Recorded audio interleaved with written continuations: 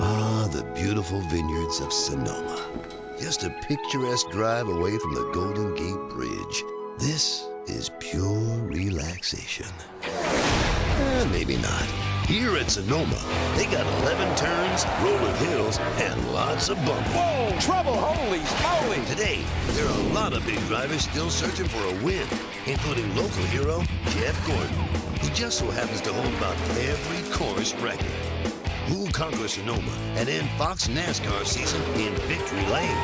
We'll find out right now on Fox Sports 1.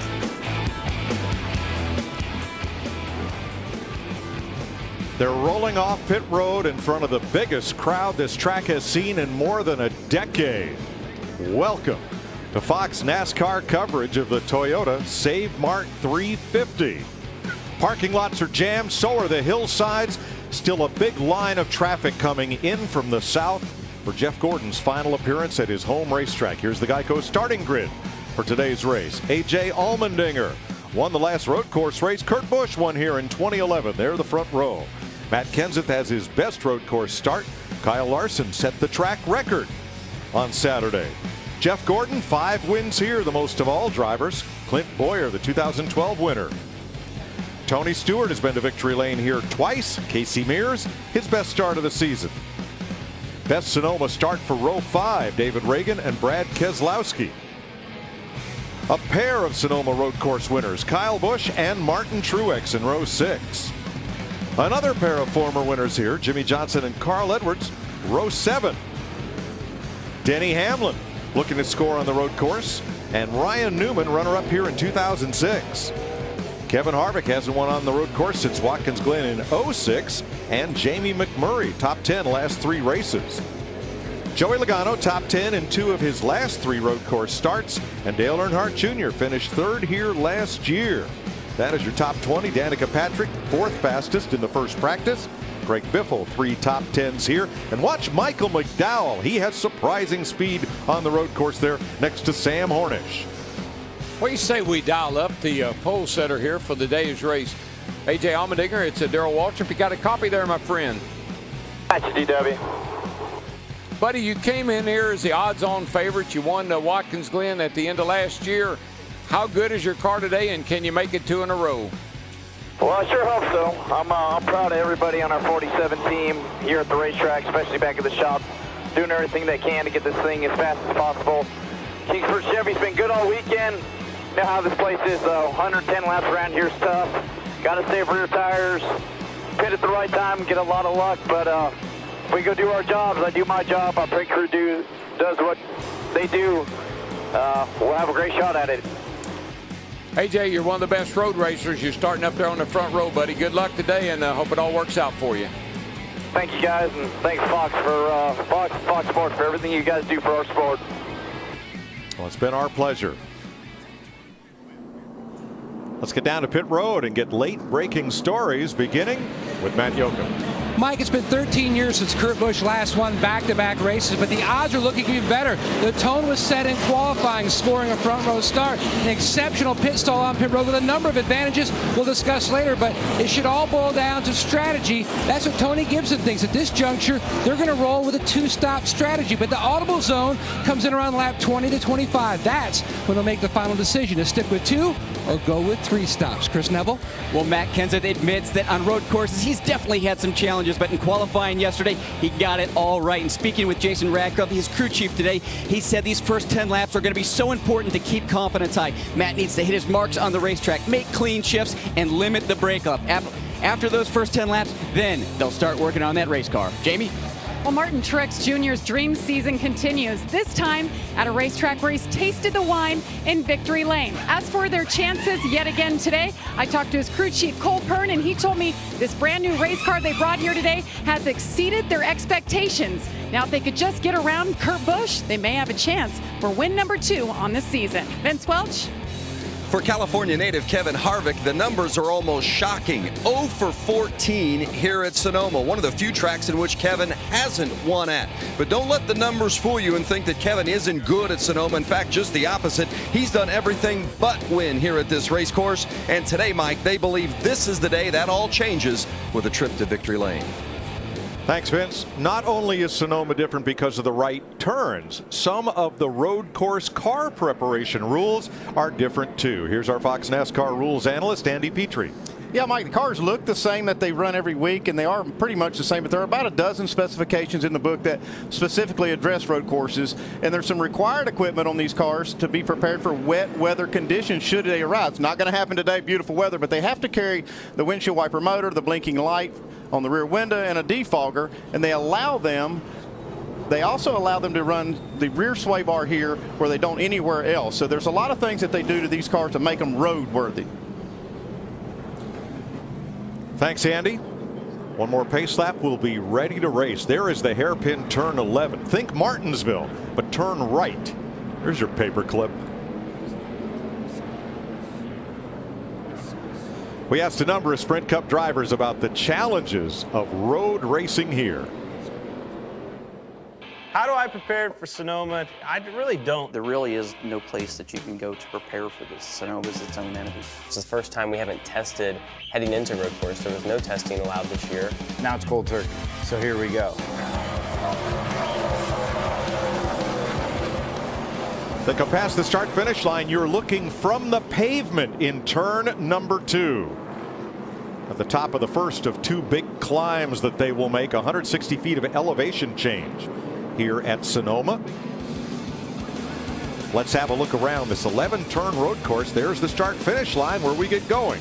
Yeah, Mike, you come up the hill right here to the top of the hill. That's turn 2. You're going to catch second gear. This is a really tough spot on the racetrack. Then you're going to start downhill here, and you take it from there. Then it's back uphill sharply to the highest point of the course at turn 3A. And then coming down to turn 4 is where Brandon McReynolds and 2 of his competitors went 3 wide on the final lap in the K&N race yesterday. Yeah, it's real downhill, and you run off the track here. You got to watch that wall that sticks out right there. Yeah, and this goes down toward what we call the chute. There's the area that Darrell was talking about. They go off the racetrack down to turn 7, and this right here, we see synchronized spinning there sometimes because they try to go through there 3 wide. Yeah, and then the S's are pretty cut. You try to straighten these S's out. You try to make that as straight a line as you can. Hit your marks all the way down to turn 10. Really fast, tough place on the racetrack. Turn 10, key to a fast lap here because it leads down to that final corner, the paperclip of turn 11. You got a couple of good safe passing areas. One right here going into 11 and one down here going into turn 7. Those are your 2 safest places to pass. I'm not saying there won't be some other places tried. The pits are there and there. There's a little dog leg right there along pit road. Just another little nuance that makes this track different and special. Nationwide's proud to announce the Nationwide 88 Dale Jr. video series. Follow at Nationwide 88 to see new Dale Jr. behind the scenes video every Tuesday.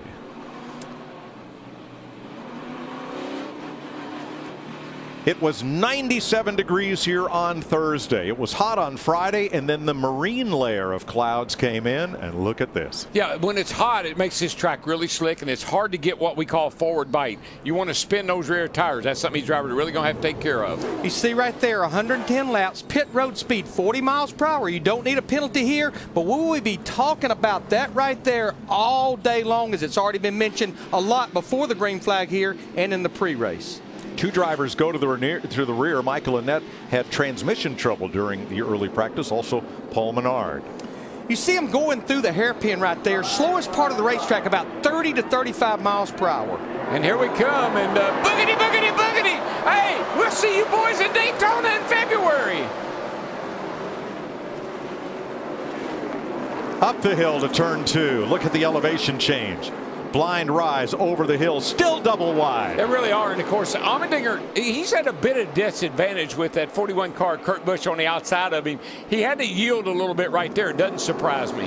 Turn 3, up to 3A. The highest point on the course. Another blind rise at exit, downhill to turn 4. And you can see it gets real crowded right here, and something's got to give. And you can see them right there, all the way across the rumble strips there, using every bit of that asphalt. The beautiful thing about the start of these races, Mike, this is when your car's your best. It's got the new tires on it. It's handling good. It's sticking good.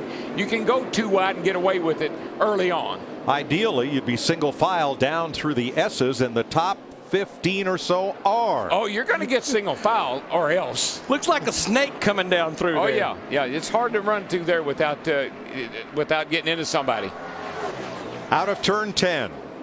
Short chute with the pit entrance, and here's turn 11. Yeah, and you're downshifting all the way into this corner, all the way to first gear. This is so critical. How you get out of turn 11 here really dictates how you run a lap around this joint. Kurt Busch leads the first lap from A.J. Allmendinger and Kyle Larson. Climb the hill with Jeff Gordon to turn 2. This will give you a good idea. The gear selection right there with Jeff Gordon. You see he's third gear down to second gear.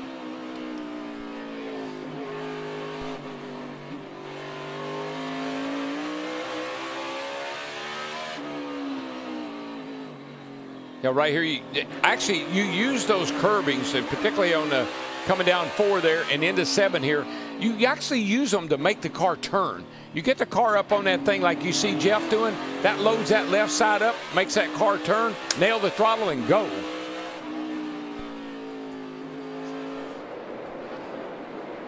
See Allmendinger all over the back of Kurt Busch here. I believe Allmendinger's car's a little bit better. Didn't get the best start on there of the race, but I believe Allmendinger might have a pretty good race car. He certainly was fast in qualifying.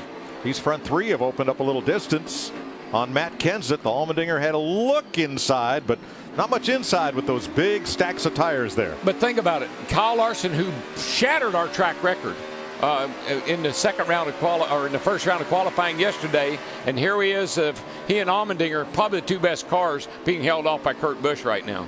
Yeah, Kyle Larson ran well here. Qualified 3rd last year, running in the top 10, and then had mechanical issues. Wow. That makes you dizzy right there. It's like a video game. That feels like it hurts. Oh. Look at Larson. Larson looking? He's looking. That's all, though. It's hard to make a pass right there unless you can really get a run off of turn 3 up there and get inside a guy before he gets to the bottom of that hill. Again, another passing spot, but you got to be close. See those cars get up on the curbing. And then down through here, it's a matter of hitting your marks. There. Then right here. Kozlowski tried to make a move on Kyle Busch. That did not quite work out. So hard. The tightest parts of this racetrack are down through the S's. It's hard to make a pass there unless the guy in front of you just screws up and runs off the track or gets sideways or something. So Truex through turn 10 and 2 wheels off. No problem there. But that puts him at risk of being passed on the inside into the corner, and he is by the 19 of Carl Edwards. Carl's got a pretty good car. He was real happy with his car, and he ran good in practice. See a good side-by-side battle here with Ryan Newman in the 31, Jimmy Johnson in the 48. That's a battle for 14. Jimmy Johnson in that 48 just not had a lot of speed here this week. Really hadn't, but there's our man Matt Kenseth, who's running in the 4 spot right now, with Jeff Gordon just kind of what I'd say lurking. He's back there watching these boys and sizing them up. You can get a pretty good idea, Mike, about how good a guy's car is by how much of the racetrack he has to use up. And he's looking there. Jeff Gordon looking under Matt Kenseth. Couldn't make the pass, but he's looking. There's probably nowhere in NASCAR racing, Darrell, that you are part throttling the car more than down through the S's here at Sonoma. I guess it's what we would call you pedal the car a lot.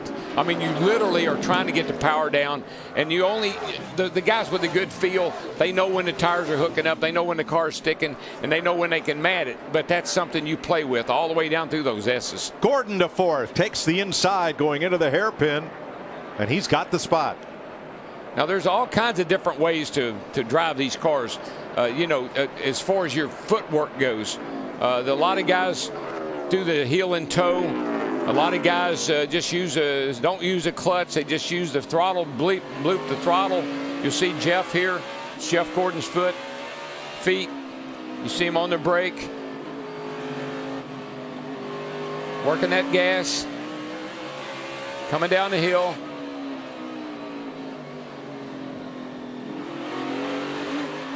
Getting the power down. Drivers, you see how he tapped that brake pedal? That's something that drivers do, particularly drivers that have driven a long time. Make sure that brake pedal's there, that those brakes are good. You see, he never touched the clutch as he shifts up through the gears. Jimmy Johnson to 13th, passing Brad Keselowski. That was a nice move right there by Johnson. That car was hooked up good right there. Yeah, the biggest challenge here is getting the car to drive off the corner, what we call lack of forward bite. And the driver that has better forward bite, he's always going to win that battle off the corner. I tell you, Larry, just so few, what little we've watched this 48 car, look what the distance he's put on Brad Keselowski in the 2. That 48 looks like it's hooked up pretty darn good. Another dive bomb move at that corner. Ryan Newman got past Brad Keselowski at the longest braking zone on the course. Kurt Busch has led every lap so far, Matt. Mike, on an average race weekend, teams are not allowed to change transmissions without penalty.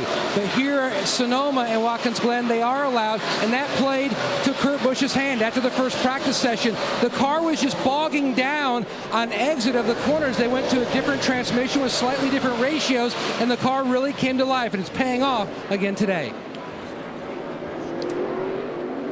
5 of 110 laps complete. Kurt Busch in front of A.J. Allmendinger, Kyle Larson, Jeff Gordon, and Matt Kenseth.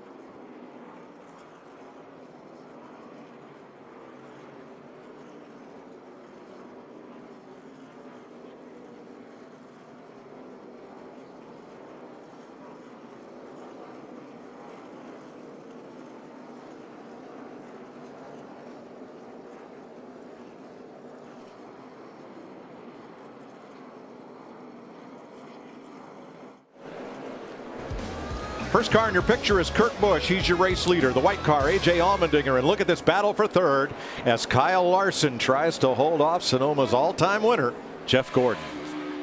Biggest movers so far include Dale Earnhardt Jr. from 20th up to 15th. Paul Menard 9 spots. Casey Kane +7. Let's get a Dale Jr. nationwide performance report from Vince Welch.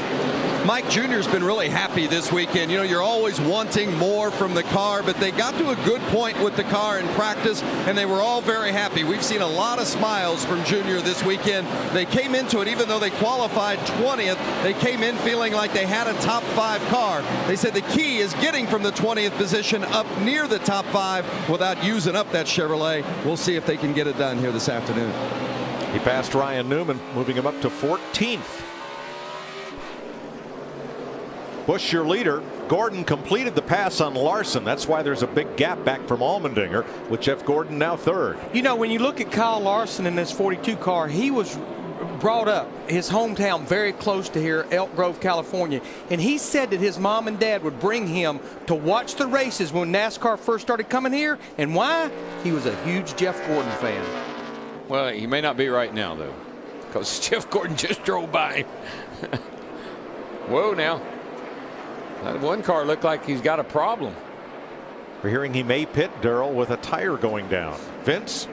That's exactly right. McMurray had radioed in just a couple of laps before and saying that he had a bad vibration in fourth gear, something they certainly didn't have in practice. Radio just a moment ago said it's either coming apart or I've got a loose wheel, something, but they are prepared for Jamie McMurray to pit. Well, he's coming to pit road right now. Good thing about it, he can make this stop here and stay on the lead lap, but this right here will change their strategy for the rest of the race. Larry, depending on what's wrong with that tire, we've had a number of tires this weekend. A tire came, the tread came unlaminated from the casing. We've had some tires blistered. We've had some rear tire issues this weekend already. McMurray has run as high as 15th. And look on the right of your screen. Truex Earnhardt trailing Kyle Busch down into the corner. Turn 4. Truex Turn 7. Here comes Truex to the inside. Oh. Nope, but Edwards right there on his teammate. Darrell. Truex trying to get by the 19 car there. It's going to cost him a spot here with Junior if he's not careful. Yeah, he's got to let Junior go. He's got to let him go. He had position on him. And that all was because he couldn't make the pass. And there's what we were talking about. That tire looks like that's that lamination problem that some of the guys were talking about. Yeah, the tire combination that Goodyear brought here, compound-wise, it's the same as what we've had as far as the grip, but they added tread to the tire just to help the wear, but I think that's also created a few issues. And the other thing that you can do, if you lock those brakes up and slide those tires very much, you can cause yourself some tire problems too. We'll have to wait and see how this plays out throughout the day. Look at the gap increasing. Kurt Busch continues to pad his lead, 2.1 seconds on Allmendinger, who has 4 seconds back to Jeff Gordon. And Mike, we're coming to complete lap 11, and I always look at the trends even at the beginning of a road course race. And the averages of the last 10 races here shows the first caution normally comes around lap 23, but 4 times it's been in the first 10 to 15 laps. Denny Hamlin didn't show a lot of speed in practice, but here he is all over Brad Keselowski. This is for 19th place at turn 4. Braking zone at turn 7. Can Hamlin out-brave Keselowski? Not that time. Here's Brad. My car just falls off with the rear. Spins the tires. You try moving the track for you, see if that does anything? And if you want me to. Maybe we'll try something. I mean, we ain't got nothing in here that we haven't already tried. And it's tough here to make adjustments on that race car. Why? Because you're turning left and right. You may help it one direction, but hurt it the other. Boy, I don't like what I heard from Paul Wolf, though. We don't have anything in here. Whatever you're going to do, you're going to have to do it out there yourself with the track bar, the brake bias, or something. Martin Truex moves up to 13th place. Kyle Busch, Truex. Well, now we saw Kyle Busch spin off turn 10 in practice. Looked a little loose there, Matt. And that's exactly the issue that Kyle Busch has, DW. He needs forward bite, and in a big way, the car is too free on exit. Now, you might wonder, remember back to Daytona and his Xfinity crash injuries. He doesn't have any issues this weekend with the right leg, but the left foot, due to using the clutch so much during the course of the weekend, the plate and the screws are causing some discomfort. Jamie? And Martin Truex Jr., who we saw get passed by the 88 at Dale Earnhardt Jr., came on the radio after the pass and said, "Not good, dude. We are not good." He said they're loose on the right-handers. He was pretty good in practice. They were really optimistic that they could get the car to victory lane, but right now he needs some changes and he needs them quick. 3 lefts and 8 right-hand corners make up the 11 turns here at Sonoma. Kurt Busch, his lead is shrinking. He's now up on Allmendinger by just 1.8 seconds.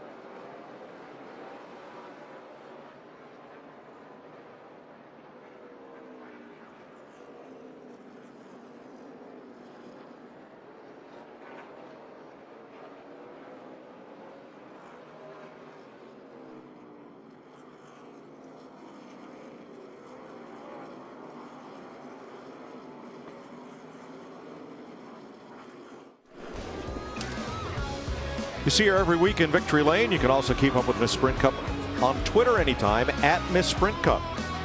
Find out how you can win an autographed hat from today's race winner and follow Miss Sprint Cup on Facebook, Twitter, and Instagram for lots of behind-the-scenes access to life inside the Sprint Cup Series.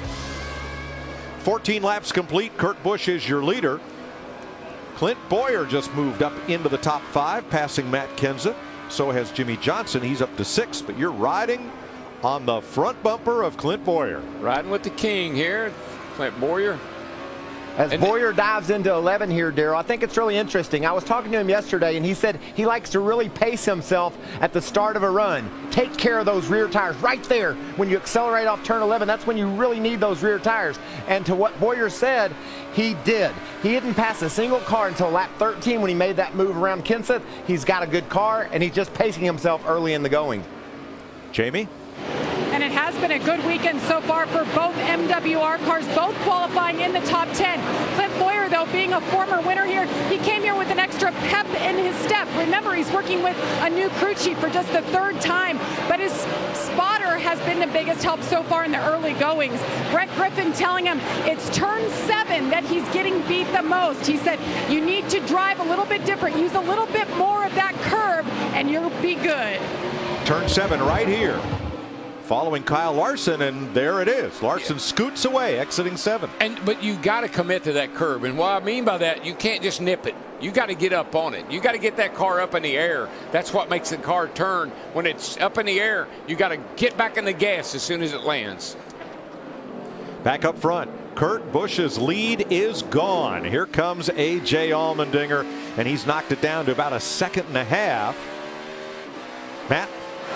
Mike, AJ was telling his team that the 41 of Busch is really fast, and he sees where he's picking up that time. His car has leveled off, but it's too edgy, especially on exit, while Kurt Busch telling Tony Gibson he's losing more front grip than rear grip as we're closing in about another between 12 and 14 laps in the next stop. But Mike and Darrell, if you're going to do this on 3 stops, now that we've completed lap 16, the window is open. And I think about drivers like Martin Truex Jr. in this 78 who continues to slide backwards. I would say if they're going to do it on 3 stops, they should be on pit road here shortly. Vince? Kevin Harvick chasing down Martin Truex Jr. just in front of him, just inside the top 15. Even though they qualified poorly, Harvick, we're speaking of, qualifying 17th. They've been extremely happy with their race cars. You see Kevin making the move inside for the pass. They didn't qualify well, but they've hardly touched the car in race trim this weekend. Very similar setup to what they had in the car last year when Kevin led 23 laps and was threatening to win before late contact. They believe they have a car capable of getting to the front and getting it done today. He's on the move here in this first run. Harvick now 12th. I think the bigger shock with the 4 cars when they don't run good, not when they do. I think that you expect him to be up in the front there. Jimmy Johnson is just, I tell you, Larry, that car has looked really, really good since the start of this race. That 48 car is as solid as a rock. Yeah, in 17 laps, starting back in 13th, he's now cracked the top 5. And closing. I mean, he's closing on the 42. Got a pretty fast hot rod right now.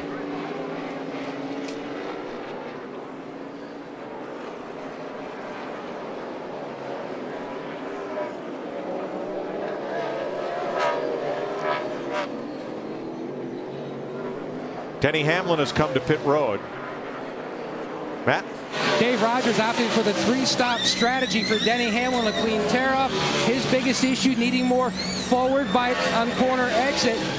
Denny's struggled of late on the road courses, 19th or worse the last 10 road course races, hoping to change that today, waiting on fuel and a little bit extra time on the left rear. He's away. On the left of your screen, Dale Earnhardt Jr. just taking 10th place from David Reagan.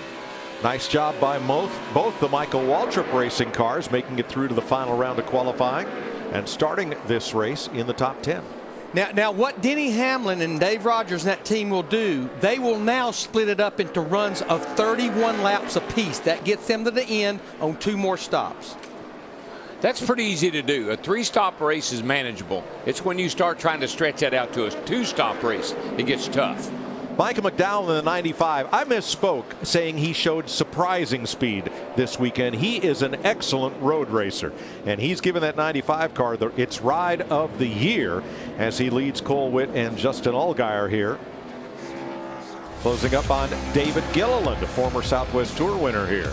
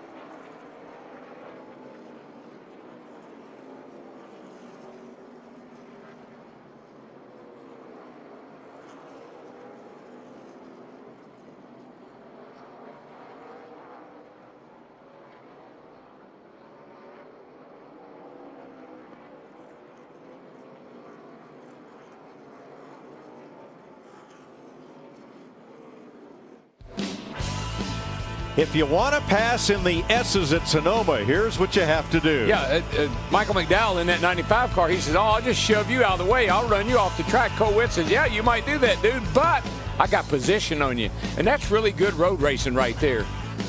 Two Fords battle. Here's today's Ford EcoBoost track facts. Here are the Ford winners at Sonoma, beginning with Davey Allison in 1991. That is quite a list of road race talent right there.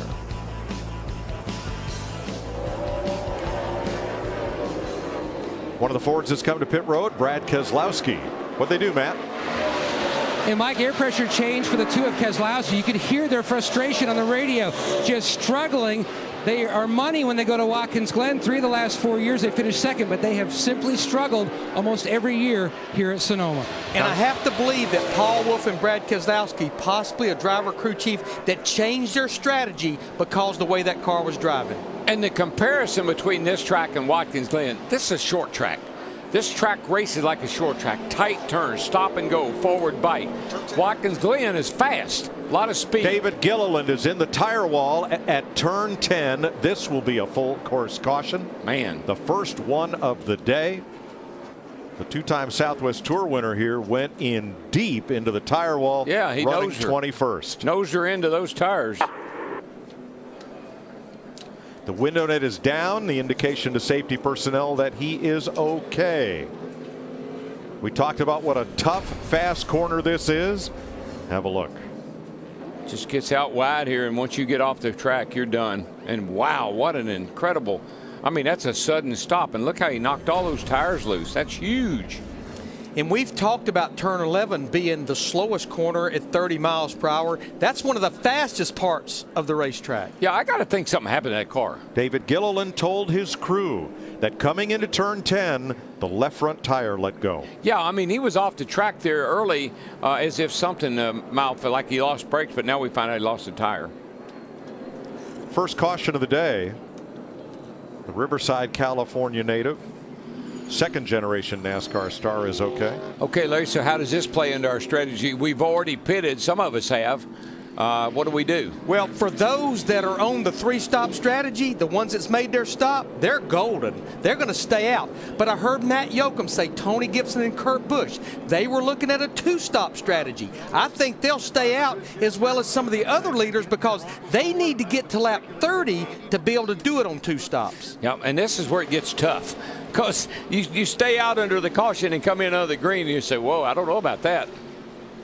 It'll take a little while for the pace car to pick up the field and then pit road to open. Our aerial coverage today provided by Goodyear, proudly supporting our military for 100 years. Show your support for our troops at Goodyear.com. Participate in the charity auction there. Goodyear, official tire of NASCAR. Now, Mike and Darrell, as long as it's going to take to clean that up, even if you are on a 2-stop strategy, this caution may go close enough to lap 30. You could go ahead and make that first stop. And that's the battle that crew chief is fighting down there with himself right now. Do I stay out? Do I come in? When do I come in? Because if you got a 2-stop strategy, you got to stick to it or it won't work. See why one of the most revered names in NASCAR trusts the most winning name in NASCAR. Check in at Chevy.com/Dale Jr. I believe David Gilliland was the first car 1 lap down, and so there is no free pass on this caution since he is the car that brought it out. There's David walking away. And okay, you'll see the skid marks going straight off at turn number 10. Yeah, I think that's what we see right there. And in areas like this, I know we talk a lot about the safer barriers on oval tracks, but this is where these tire packs really do the job of absorbing impact.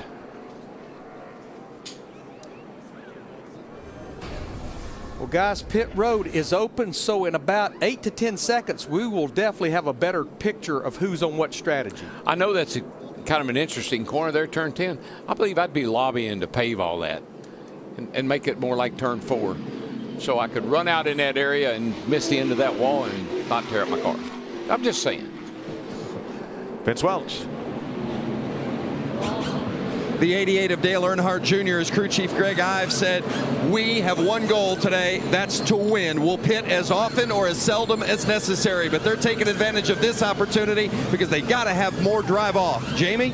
Jeff Gordon said, good job with the car, guys. It's really good. We just need more rear grip. 4 tires and an air pressure adjustment. Chris?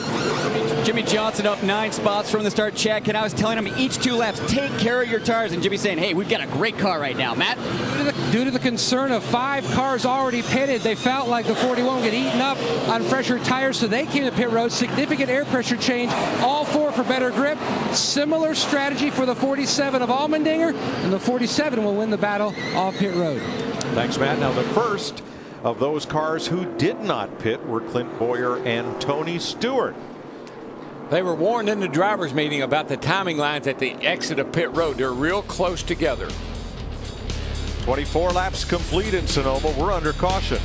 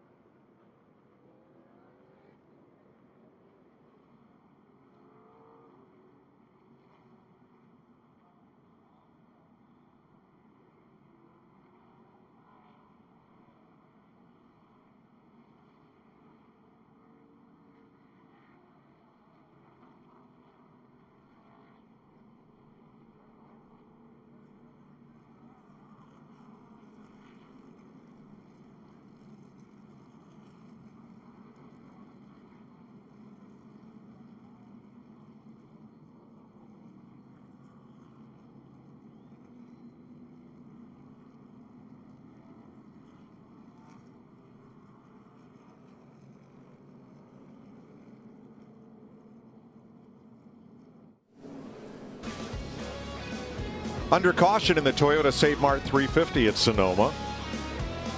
Coca-Cola, official soft drink of NASCAR. Let's look at how the Coca-Cola racing family is performing today. Tony Stewart, one of only 2 drivers in this race who has not yet made a pit stop, ahead of Ryan Newman and Joey Logano.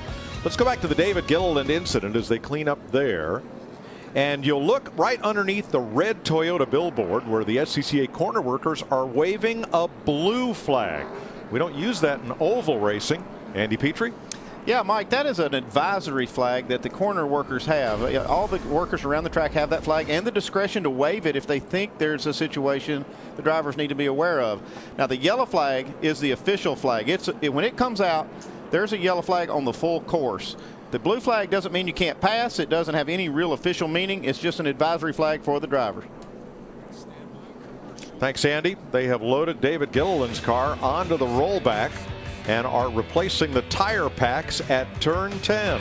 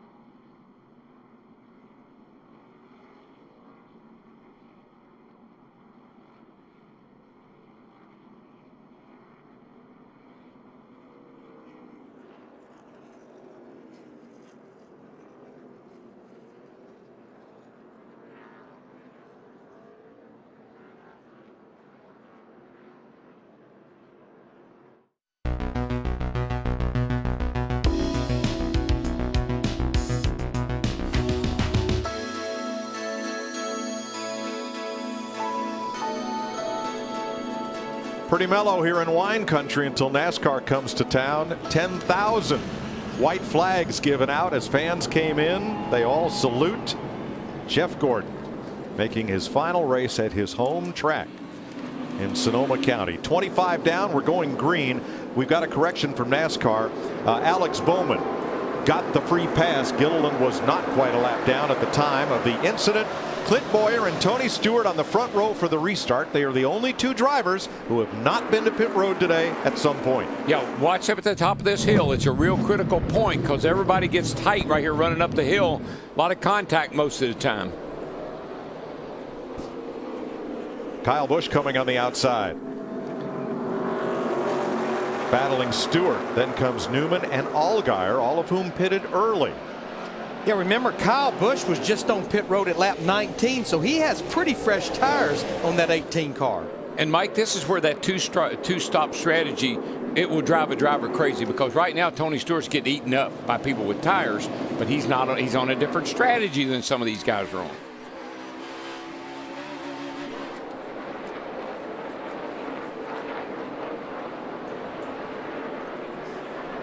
That's Ryan Newman in front of Stewart and the rest of that snarling pack. Menard, Allgaier, Allmendinger, Keselowski in there, along with Kurt Busch, Jimmy Johnson, Kyle Larson, Jeff Gordon, and more. Mike, it's pretty easy to run when you're out front and nobody's in front of you or no one's around you. It's pretty easy. You concentrate, focus, hit your marks, make your shifts. But when people are around you, like we are right now in a tight pack, it's like trying to shoot a three-pointer with somebody in your face guarding you. It's distracting, and it's hard to concentrate and focus and get that shot off clean. Jeff Gordon in 13th after this restart. Jamie? Well, a little concern down here in the 24 camp after the tires came off that car the first round of stops. This is what you guys had mentioned earlier. This is the seam in the tire. The tread on top is literally chunking off. 3 of the 4 tires that came off the 24, we've seen this happen. Pass for the lead right now, but this was Alan Gustafson on the radio telling his driver what happened. You know, they're both right side tires, so where the left side tread splice is around the circumference of the tire where the tread has to end, it's coming up. So ours came up slightly. I don't know what the contribution of that is. There's nothing you can do about it, but if you feel a vibration, that's probably what it is. Okay.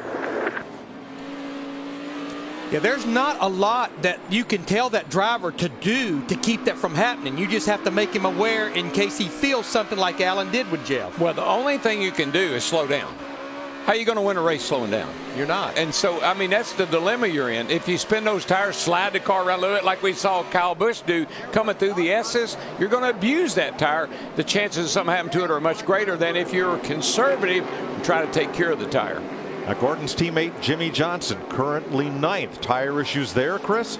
Yeah, Mike, just taking a look at those tires that came off his car after the pit stop. The left rear on that tire, also a big chunk out of it. And about 5 laps prior to that pit stop, Jimmy Johnson saying, hey, the car just got incredibly loose on me, even though he was one of the quickest cars on the racetrack. So this team also concerned about the tires, and Chad Knaus telling him, you got to be easy early in the run. Those first 15 laps, be real easy on your tires. I think that's all you can do is try to manage them. You know you're going to, we see tire problems. Now you got to figure out how to manage that so you won't have any problems. Hey, see Tony Stewart in the 14. Remember, he and Chad Johnson decided to stay out, and we got Martin Truex Jr. in the tire barrier. Buried in there. He has drilled the tire packs. Yeah, he's side 2 into the tire barriers, Cole. Now that is about turn 8. Not giving me any room. See what happened. He was running 19th and said he wasn't given any room. There's Truex coming out of 7. Reagan off the course, kind of in the dirt, and hooks him. Yeah. You know, there's in other sports there's unavoidable contact and there's avoidable contact.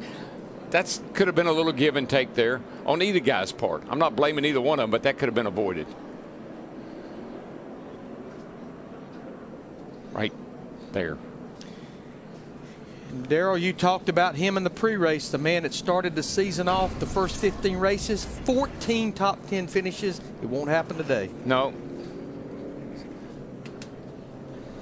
Cole Pern's going to have to, that's a brand new car that they built for here. They're very happy with it. They'll have to take that thing home and rebuild it and get it ready for Watkins Glen. And you see Cole, that's him right there, Cole Pern, the crew chief. I'm sure they're headed back to the garage to see what they can do to get this car back in the race. So contact from David Reagan puts Martin Truex out. We'll give you a look riding with Joey Logano as they exited turn 7. 1, clear. Just dirt. Keep digging. I got that pitch. Check up. Come on. Okay. 55 in the view. Landon Castle will get the free pass from some of that contact. There's damage to Reagan's car, but He is about 3 rows deep into the tire pack there at turn 8. He's actually moved that barrier, that concrete barrier, moved that back. That's hard lick.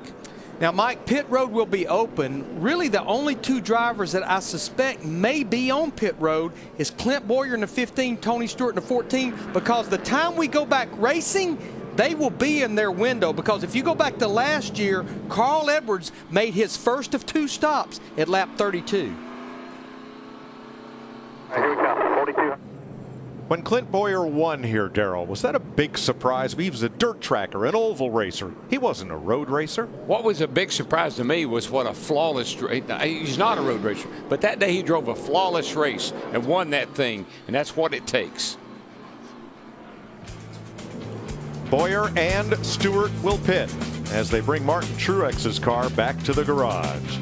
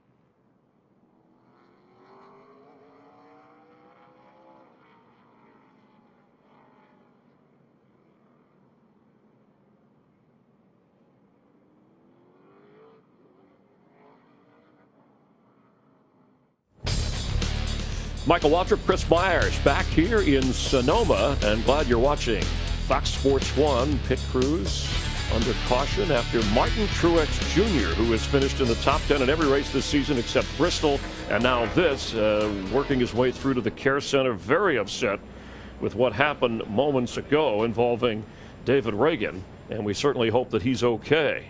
A quick look at the Budweiser race summary. 4 leaders, 4 lead changes under our second caution. Kurt Busch, who started up front. Remember, Allmendinger on the pole, but he has led 2 different times and has led the most laps, and they are fixing the tire barrier here. Let's talk about what happened there moments ago with Truex. It looked like to me, Chris, that Reagan was on the inside of Truex, or on the outside of Truex, excuse me, and he just ran him out of room, so payback came, and that's exactly what I saw. But what I think is interesting, the first 20 laps, we saw synchronized driving. These guys working well together. being real careful with each other. But as this race rolls on, we're going to see more and more of people shoving each other around. That's what this place is famous for, and that's what's going to happen. Kyle Busch at the moment in front of Jamie McMurray, and spotters making observations too about where their drivers are losing time so far under the early pace of this race as they continue to repair that tire barrier.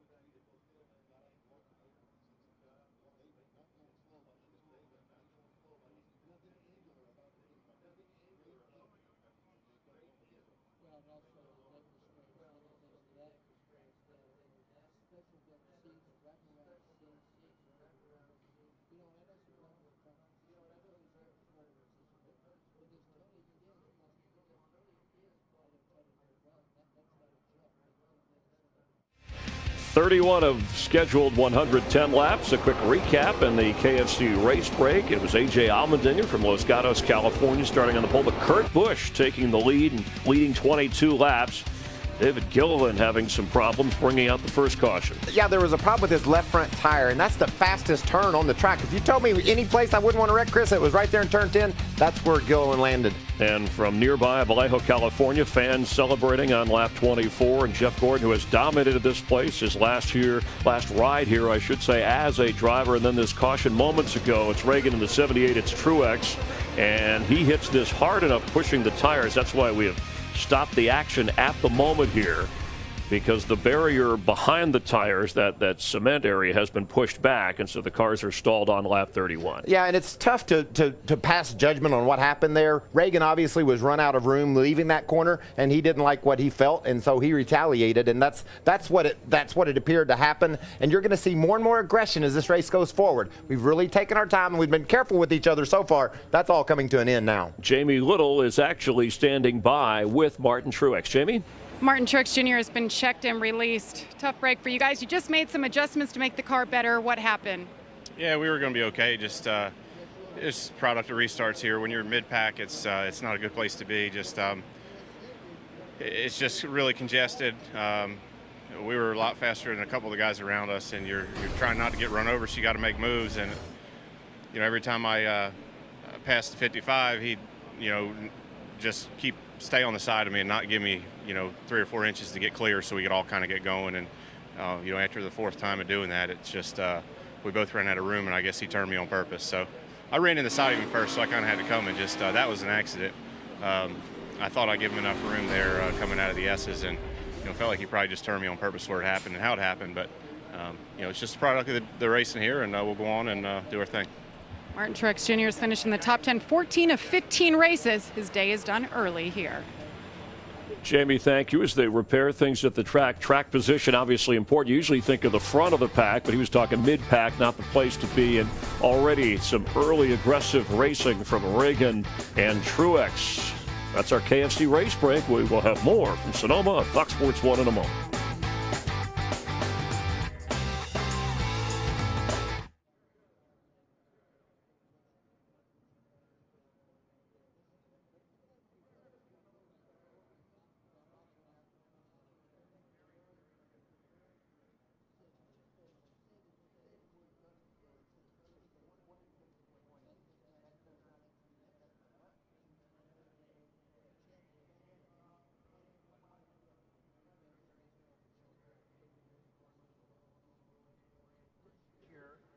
Instead of being a competitor, he actually is very deeply involved in track maintenance.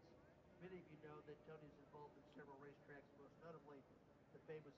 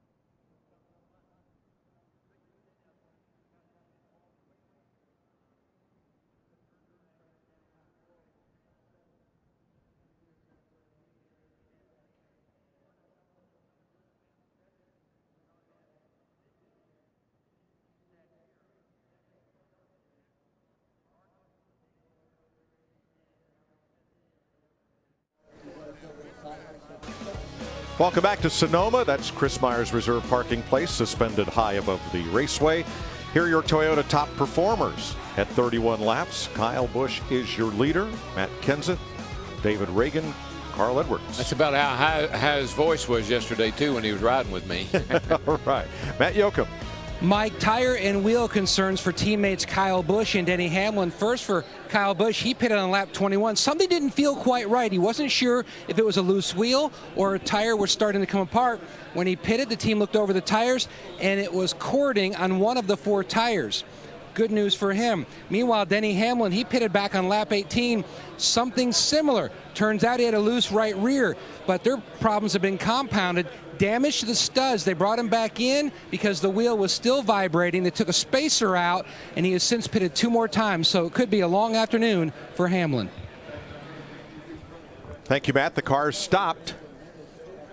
And let's go back to find out what put us under this delay. Watch the 55. They're right back 78. here. They're right back here. They're coming. You see right here, Martin gets into the 55, crowds him off the racetrack. So that's one hit. But right here, the 55 of Reagan said, look, dude, you crowd me out of room and you're not giving me enough right now, and I'm going to have to knock you out of my way. And that's really what he did. He just knocked him out of his way. Now, these tire packs that absorb the impact, they're 5 high, they're 2 deep, and they're all bolted together to take the impact without bouncing all over the racetrack, as here when John Krebs and Derek Cope go for a flyer, and those loose tires scattered just about everywhere, and a lot of hang time for West Coaster Krebs and Daytona 500 winner Cope.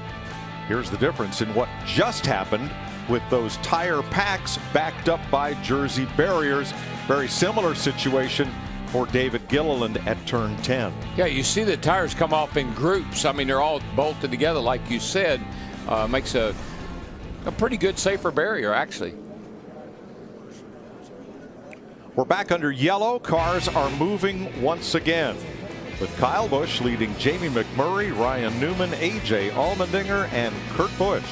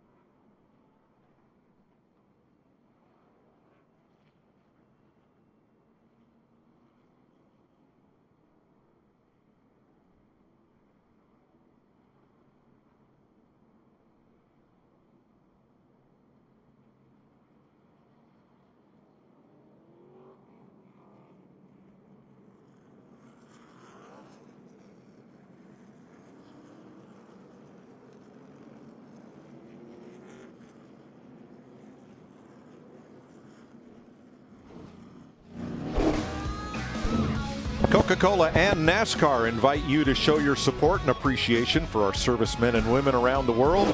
Use the hashtag #ShareASalute to thank them on social media now through July 5th. And Coca-Cola and NASCAR will donate $1 for each message to the USO. This view is coming up the hill toward turn 2, right there in the middle of the asphalt.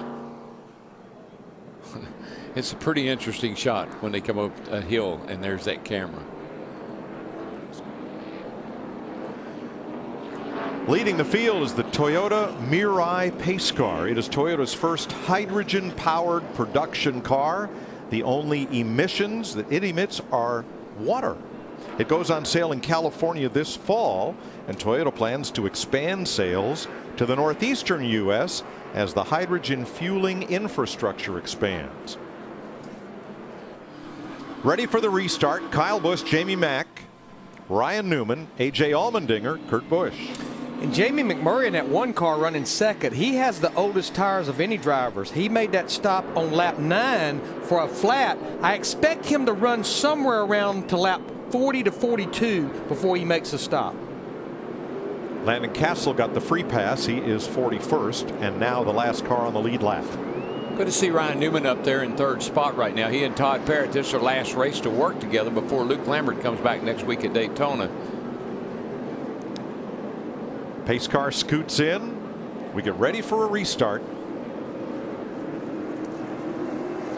Toyota versus Chevrolet on the front row. Here we go.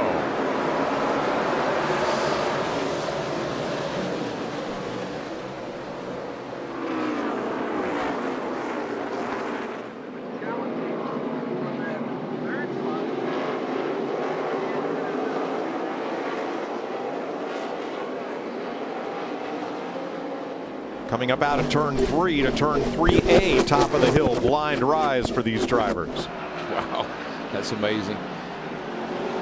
Down into 4. You know, Mike, right now, early in the race, 33 laps. If there's an opportunity there to pass, you'll take it. But this is no time right now to push the issue. We got a long way to go yet. Take care of your car. Jimmy Johnson side by side into the S's with Allgaier. Had a chance at turn 7. They were side by side, but Johnson backed off. Yeah, Allgaier's car looks pretty darn good right now. He's holding off the champ back there. Not too bad. Kyle Busch opens it up as they come down to turn 11. Allgaier a peek inside McMurray. Nope. Newman hung on the outside. And Kurt Busch may take advantage.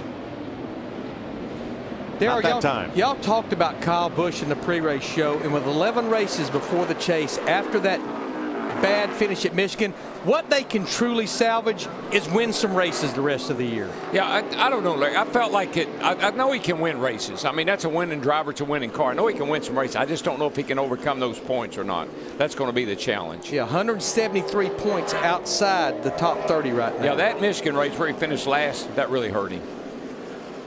Second place, Allmendinger drives through past McMurray into second, and you see Newman working hard to hold off Kurt Busch and move up on McMurray. Tell you, I like that 47 car, though. That thing looks pretty good right now. Solid, and we know AJ's a great road racer. Larry, McMurray may be at risk here. His tires have been on that car since lap number 9. Yep. But because of having to make that unscheduled stop, their bet is pretty much made. They have to run to about lap 40, Mike, which is about 6 laps away. What Jamie McMurray, Matt McCall, his crew chief, what they have to have here is just some patience.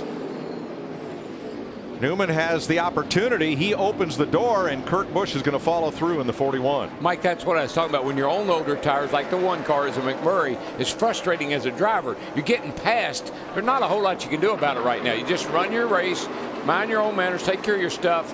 Wait till you make your pit stop. A little bit worried about Kyle Busch out there. He is driving the wheels off of that thing. I've seen him sideways a number of times, and of course we know there's some tire issues out there possibly, and he's using those rear tires pretty heavily right now. Here comes Johnson to the inside on McMurray. Can't gain purchase at turn 4. Short shoot up to 7. Kurt Busch past Newman. There goes Johnson up and over the berm. Side by side. Makes the pass. Yeah, and I see that's what should have happened with the 55 and the 78 earlier, but it didn't, and I'm not harping on that. I'm just saying that's a clean pass, and that's the way you do it. And right now, Jeff Gordon in that 24 car, he's all over the back of Jamie McMurray in this one. This would be the battle for 6th. Out of 10. Gordon gets a good launch, and so does Dale Jr. right behind him. Oh, yeah. Here comes Gordon to 11 inside McMurray, who has to give way. That's a great passing zone right there. You get under a guy, and he's got to pretty much give you the spot, and you see 88 car taking advantage of it too, Vince. Yeah, they've been really happy with this 88 Dale Earnhardt Jr. A lot of smiles around the garage this weekend, and not much different here today. Needed some more forward drive for this second run, and they gave it to him with an air pressure adjustment. They did have a little issue with their left rear tire, that open tread slice that we've seen amongst many cars up and down pit road, but they don't consider it to be serious, and he certainly hasn't addressed it in regards to a vibration during this run at all. What I've liked about Dale Jr., particularly ran third here last year, best finish he'd had on the road course, but his attitude about his road race car this weekend has been so good. They had to change transmission. It didn't discourage him. He's talked about how good the car is, and it's showing today. Earnhardt to 7th, moving past McMurray. How physical is this racetrack? Let's ride with A.J. Allmendinger. Here, the 41 looks better than us the first half. The S's, we look better the second half until we got to 10. First gear. Yep. Using those gears to slow him down, too. He's catching those gears, getting into the corner. Second gear, third gear. He'll stay right there up the hill. Roll out the throttle a little bit so you don't over rev the engine. And then it's deceiving how uphill that is. I mean, it's a big climb. You lose a lot of speed. Went back to second gear up there at turn 2 through 3. Probably going to run that pretty far here, I'd say. Maybe all the way to turn 7. Yep. Closing on Kyle Busch. Pretty good right now. And so is Kurt Busch. Matt? Kurt Busch trying to close in on A.J. Allmendinger. He's knocked a few tenths off the past 2 laps. His issue this run, though, opposite of the first run. The car is free on the right-handers on that 41 machine. Jamie. And Ryan Newman having a really good run today. Started 16th. I talked to his crew chief this morning, Todd Parrott, and he said the thing that is working in their benefit, their favor, was in practice. They got a 19-lap run in. That gave them a good indication of what to expect in the race, and they adjusted accordingly. Today, just a little bit loose, and they adjusted with the track bar adjustment. We have racing all over the place, guys. For the lead, Allmendinger had a look inside. Kurt Busch could not complete the pass. Back at third, Jimmy Johnson was working Kurt Busch. Kyle Busch, Allmendinger up front, still 1-2 single file now. Yeah, it looks like Kyle's car, the 18 car there in the front, looks like it's falling off a little bit, and Allmendinger's car really, really good right now. And, of course, Kurt Busch, who led a good bit of the early going here, he's hanging right in there tough, too. Now, Larry, there's a 4-lap difference between Kyle Busch's tires and the tires that are on Allmendinger and Kurt Busch. And that could be a lot. We saw a give up even in drivers in qualifying, just from one lap to the other, that the tires would give up and lose grip. Yeah, I'm just a little bit worried about the 18's tires, though. He's been sliding the car around quite a bit more than the 47 or the 41. That could take its toll on those rear tires. We've seen some of them already with problems.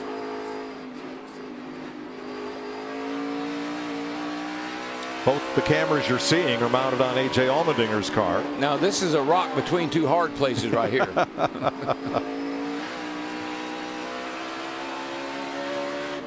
Now look at Kyle Busch, our leader up there in that 18 car. He swept the road course races in 2008. He gives all of the credit as he's going to have his hands full with his brother Kurt Busch. That he's going to pass them both in the turn 11 there. Nice run by Kurt. But he gives all of his credit to his road racing when he was teammates with Jeff Gordon and Jimmy Johnson at Hendrick Motorsports, doing a lot of testing. Speaking of Jimmy Johnson, he's another guy lurking right behind these 3.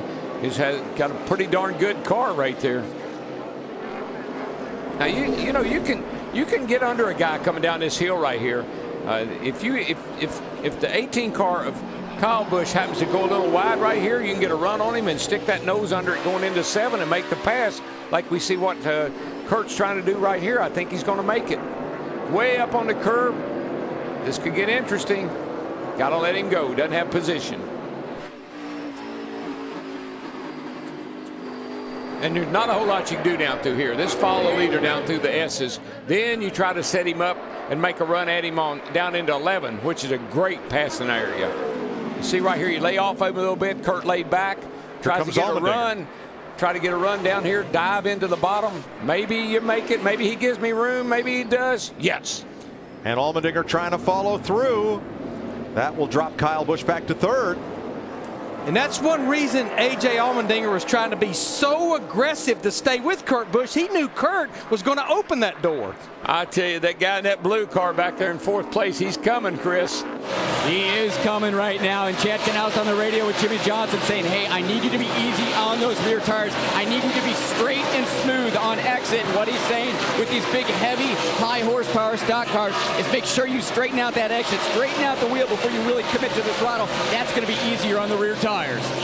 Well, Chris, one of the problems is you use first gear so much, and that's all the power you got with that really low first gear, and it's just so easy to spin those tires and burn them up.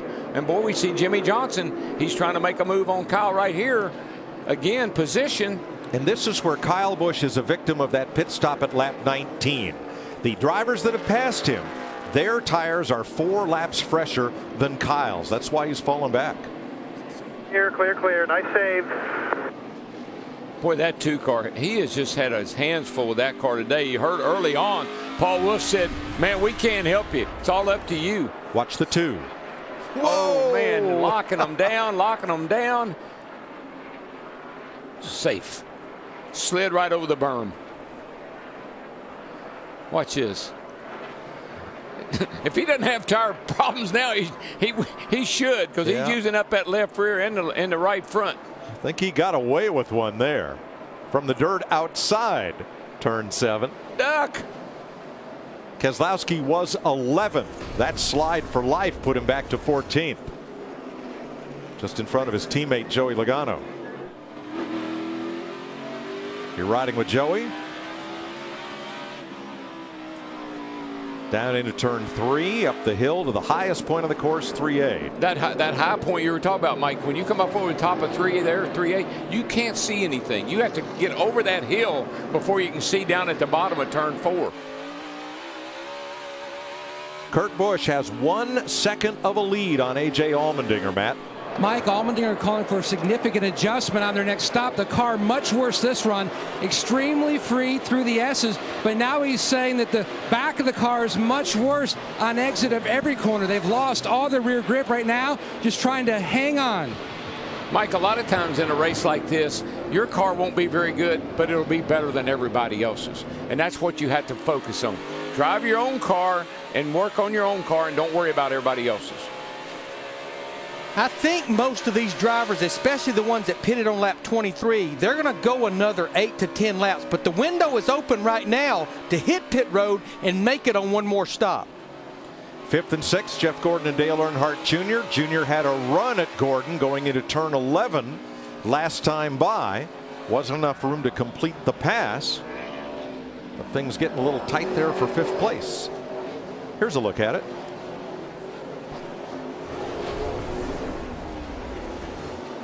Boy, see that right front tire locked up. You see both cars, 88 and the 24, both of them locking that right front up. That's hard on that tire. You can flat spot it, and first thing you know, you got a tire problem. Yeah, I mean, it's just wearing the tire out in that particular area. Jamie?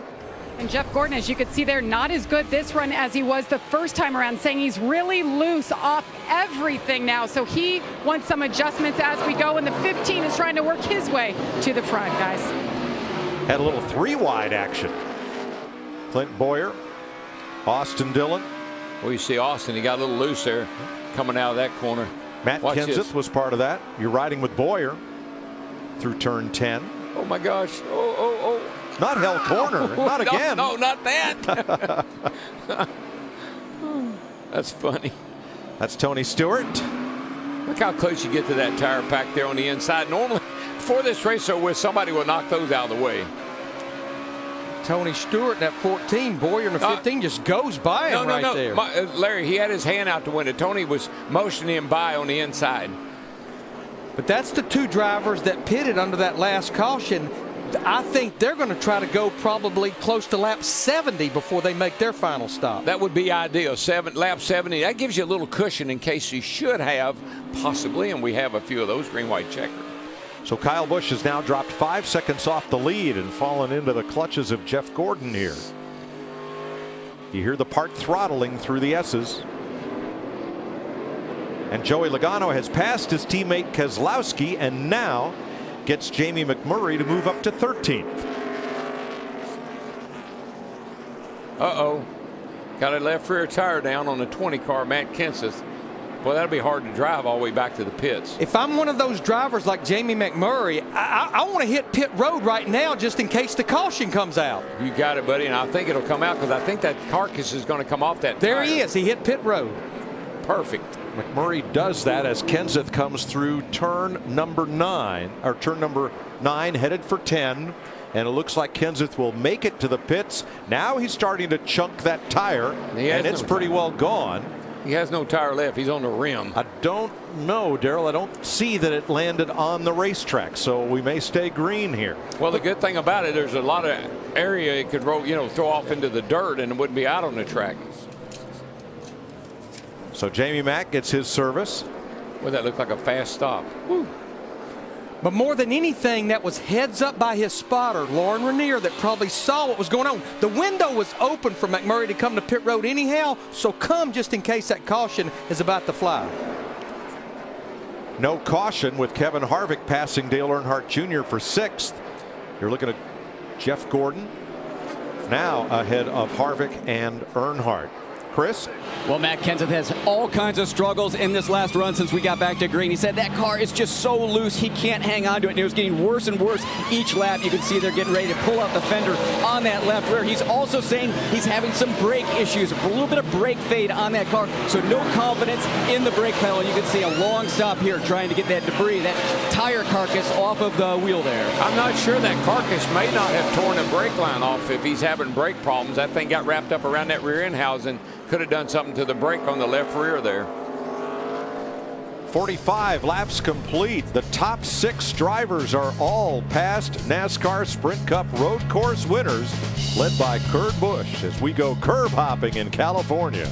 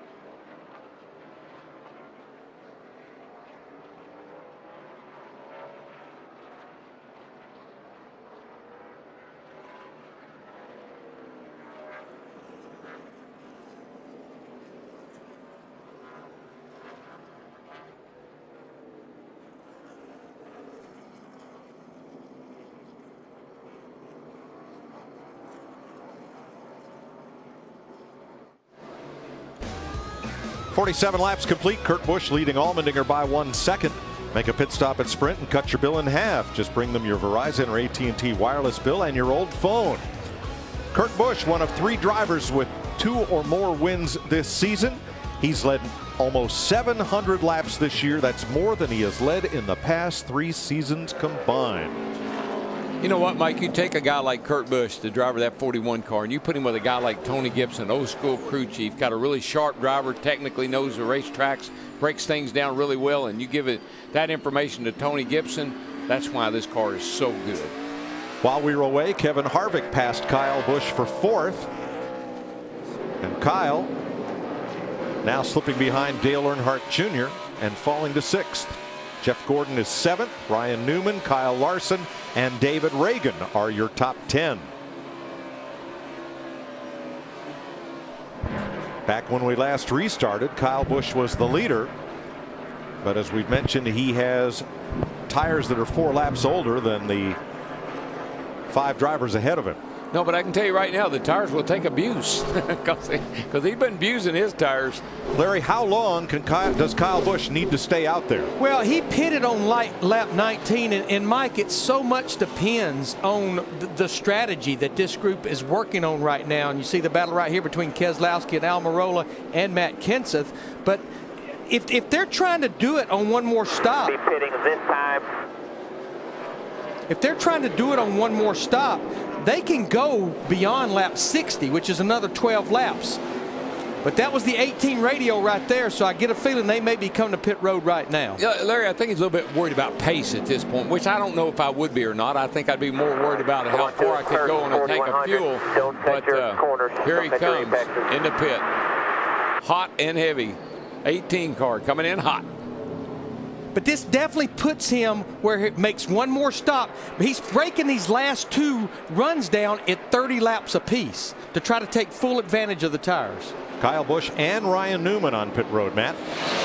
When Kyle Busch started fading, Mike, from position to position, Adam Stevens told him, don't worry about it. We're sticking to our game plan. They're going to make a chassis adjustment. Needs more lateral grip. On this 18, comes a little bit deeper in the box than they probably would have liked.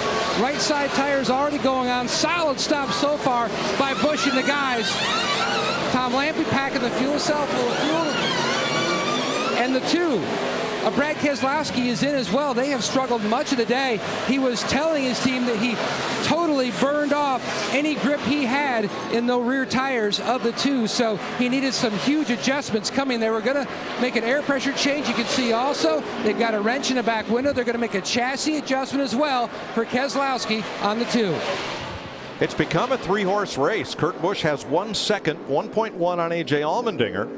And Jimmy Johnson is right there in the picture. There they all are at turn 11. And then as they accelerate out of 11 on the stopwatch, Allmendinger closing just a bit. Casey Kane trying to follow Kyle Larson past the 24 of Jeff Gordon.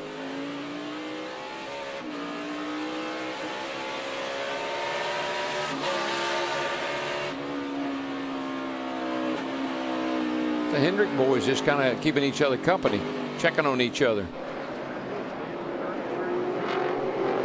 Come on, pit this time, pit this time, pit. That is Jeff Gordon's radio. And what they're going to do is the same thing essentially that Kyle Busch, Ryan Newman, and Brad Keselowski split this last run to the checkered flag in 2 segments, 30 laps apiece. Reagan might have given Gordon a little bump there. I think he said, hello, I'd like to come by, please. Thank you very much. Turn 7. I don't know if you can see the side of my car or not, but I'm not afraid to use it. See the Thank You Fox Sports on the front of David Reagan's car. Thank you, David. David's driving hard today. Very aggressive. He said in the Wednesday press conference, he's not a natural road racer. He's learning every time he comes here. Well, he's running 8th right now, and that's a good job for him in his car. Of course, he and Clint Boyer both have had good cars all weekend long. Boyer's won this race. Car makes a difference on a road course.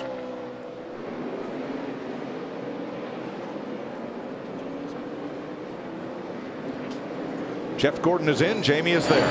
23rd and final start at his hometown track of Sonoma. Jeff Gordon saying he's just extremely loose everywhere, all over the racetrack. There's a a wedge adjustment there. They'll do it on both sides, the left and the right rear. A 4-tire stop, wipe the grill and fill them up with Sunoco fuel. Jimmy Johnson closing on second place A.J. Allmendinger, our pole sitter. Johnson's gap to the leader now under 2 seconds. The 48 is coming. Yeah, Allmendinger's fallen off the pace just a little bit lap time wise. Jimmy Johnson is running the quicker laps of he and Kurt Busch even. He's a little quicker than Busch right now. Johnson's looking to the inside here. I think he's going to make a pass. Got the nose in there. Got to let him go. That's clean. That's Allmendinger. You know, he said he's faster than I am. He got position on me. No need holding him up. No need racing him. Well, let him go. And that's the sign of a veteran road racer, Darrell. If you're going to pass me, I'll let you pass me somewhere it doesn't upset my lap so much, like one of those slow corners. Exactly. Just don't push me off in the dirt when you go by me, and I'll let you by. David Reagan comes to pit lane. Vince? The 55 of David Reagan, you've noted the contact he had with Martin Truex Jr. Maybe gave Jeff Gordon a little bump earlier. Aggressive driving, but the car has been solid throughout the course of the day today. A 4-tire change, as they always are here on the road course, and Reagan is off and away. Should see our leader. First 2 cars to pit road, or 2 of the first 3 cars to pit road shortly. All of the first 8 cars were last on pit road at lap 23. 32 laps ago. And what we're hearing is Kurt Busch, the 41, our leader, A.J. Allmendinger in the 47, possibly coming this time. A lot like Jeff Gordon and the others that's pitting right now, just trying to make these last 2 runs as short as possible and take advantage of those fresh tires. 41 on pit road. Here comes 47, and I think that's a 48. Is that? No, yep. That's 47 right behind him. Vince? Kevin Harvick started 17th and has raced his way up into the top 5. He's pitting from the number 4 position right here. Has not complained about the car at all. When they took the tires off on that first pit stop, they looked good and look good again. 4-tire change, Matt. The 2011 winner here at Sonoma, Kurt Busch, comes to a stop. This past run, the car was more free. The first run, it was tight. They're going to make a chassis adjustment. Also, slight air pressure change on the 41 of Busch. And the 47, A.J. Allmendinger, an opportunity race, knowing this could be just like it was at Watkins Glen, his ticket to get into the chase. He said the car much worse this run. Also, he was complaining about no fuel pressure right before he hit pit road. He said we've got to take a big swing or we're going to be in trouble. Yeah, the 4 car had something bad go wrong on his pit stop. I don't know if it fell off the jack or what, but he was in the pit a long time. Now this will eventually lift Clint Boyer back up top because he pitted at lap 30. Vince, what happened to Harvick's car? That looked like the car fell off the jack, and when it did, they had some left rear damage on the tire as the tire was right there underneath the wheel well. You see the movement there. They couldn't get the tire off the left rear, and then the jack went down, and they weren't ready for it yet because they didn't have the left rear on. So crew chief Rodney Childers just shook his head in disgust as Kevin Harvick pulled out of the box. Yeah, Vince, when that thing fell down, I mean, you saw how many crew members it was taking to lift that car up just to be able to get the jack back under it. Meanwhile, these guys are out there at full speed under green. I don't know what that jackman was thinking, Larry. It looked like he let the car down. I don't know if he thought they were putting the tire back on when actually they were just trying to get it off. Mistakes in the pits. This race goes by so fast. Those kind of things can really, really set you back. And that car had been really good, too. Casey Mears, one of the 12 California drivers in the field. He's from Bakersfield. This guy's leading the race. Jimmy Johnson. And another Californian, Kyle Larson, should be in this time. He has climbed a second behind Johnson with the pit stops. You got 2 guys from California. You got a guy from Missouri, and you got a guy there from 2 guys from Missouri and Kansas, and you got a guy there from New York, and a guy from Washington, and a guy from Indiana. 13th place battle now. Denny Hamlin, Danica Patrick.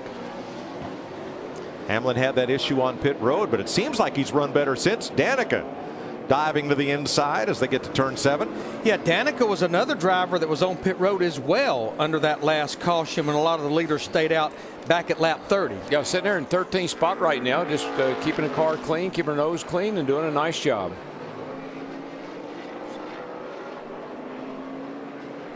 Kyle Larson has pitted.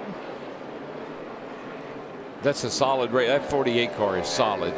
Watched him come through the field, and now he's leading this race. Solid race car. This will move Carl Edwards up to second and Boyer to third. Matt. Larson making his way to his pit box. Chris Heroy's crew chief thinks one reason it makes him so good on the road courses, his dirt background. Because you look at the guys who are stout, Gordon, Stewart, they've got a dirt background. Significant chassis adjustment for Larson. He was complaining the car was too free on the left-handers. He's away. So now of the front five, Clint Boyer on pit road at lap 30, the others at lap 23, so they'll be coming shortly. Tony Stewart, sixth, was also pitting at lap 30, so he should move up. Jamie? Carl Edwards driving a brand new race car this weekend. So far, it's been pretty good for him. He's saying it's holding on better, longer runs, more laps. He can keep up that speed. He's just a little tight in the slow corners. Now, they just said on the radio they're probably going to need to pit around laps 68 to 70. And remember, Carl Edwards is the defending winner of this race, trying to repeat. Yeah, what I'm seeing with Jimmy Johnson, Carl Edwards, Joey Logano, and Greg Biffle, 4 of the top 5, they all pitted on 23 like all these other drivers that just came to pit road. What they're trying to do is stretch it to around 67 or 68. That gets them to the end on only one more stop. And I think as Jimmy Johnson maintains his lead, it's a no-brainer not to do that. There, you know what lap Carl Edwards pitted on last year on his two-stop strategy? Would it be lap 32 and lap 70? Lap 70. Strategy worked last year. Why won't work this year, right? 54 laps to go in Sonoma.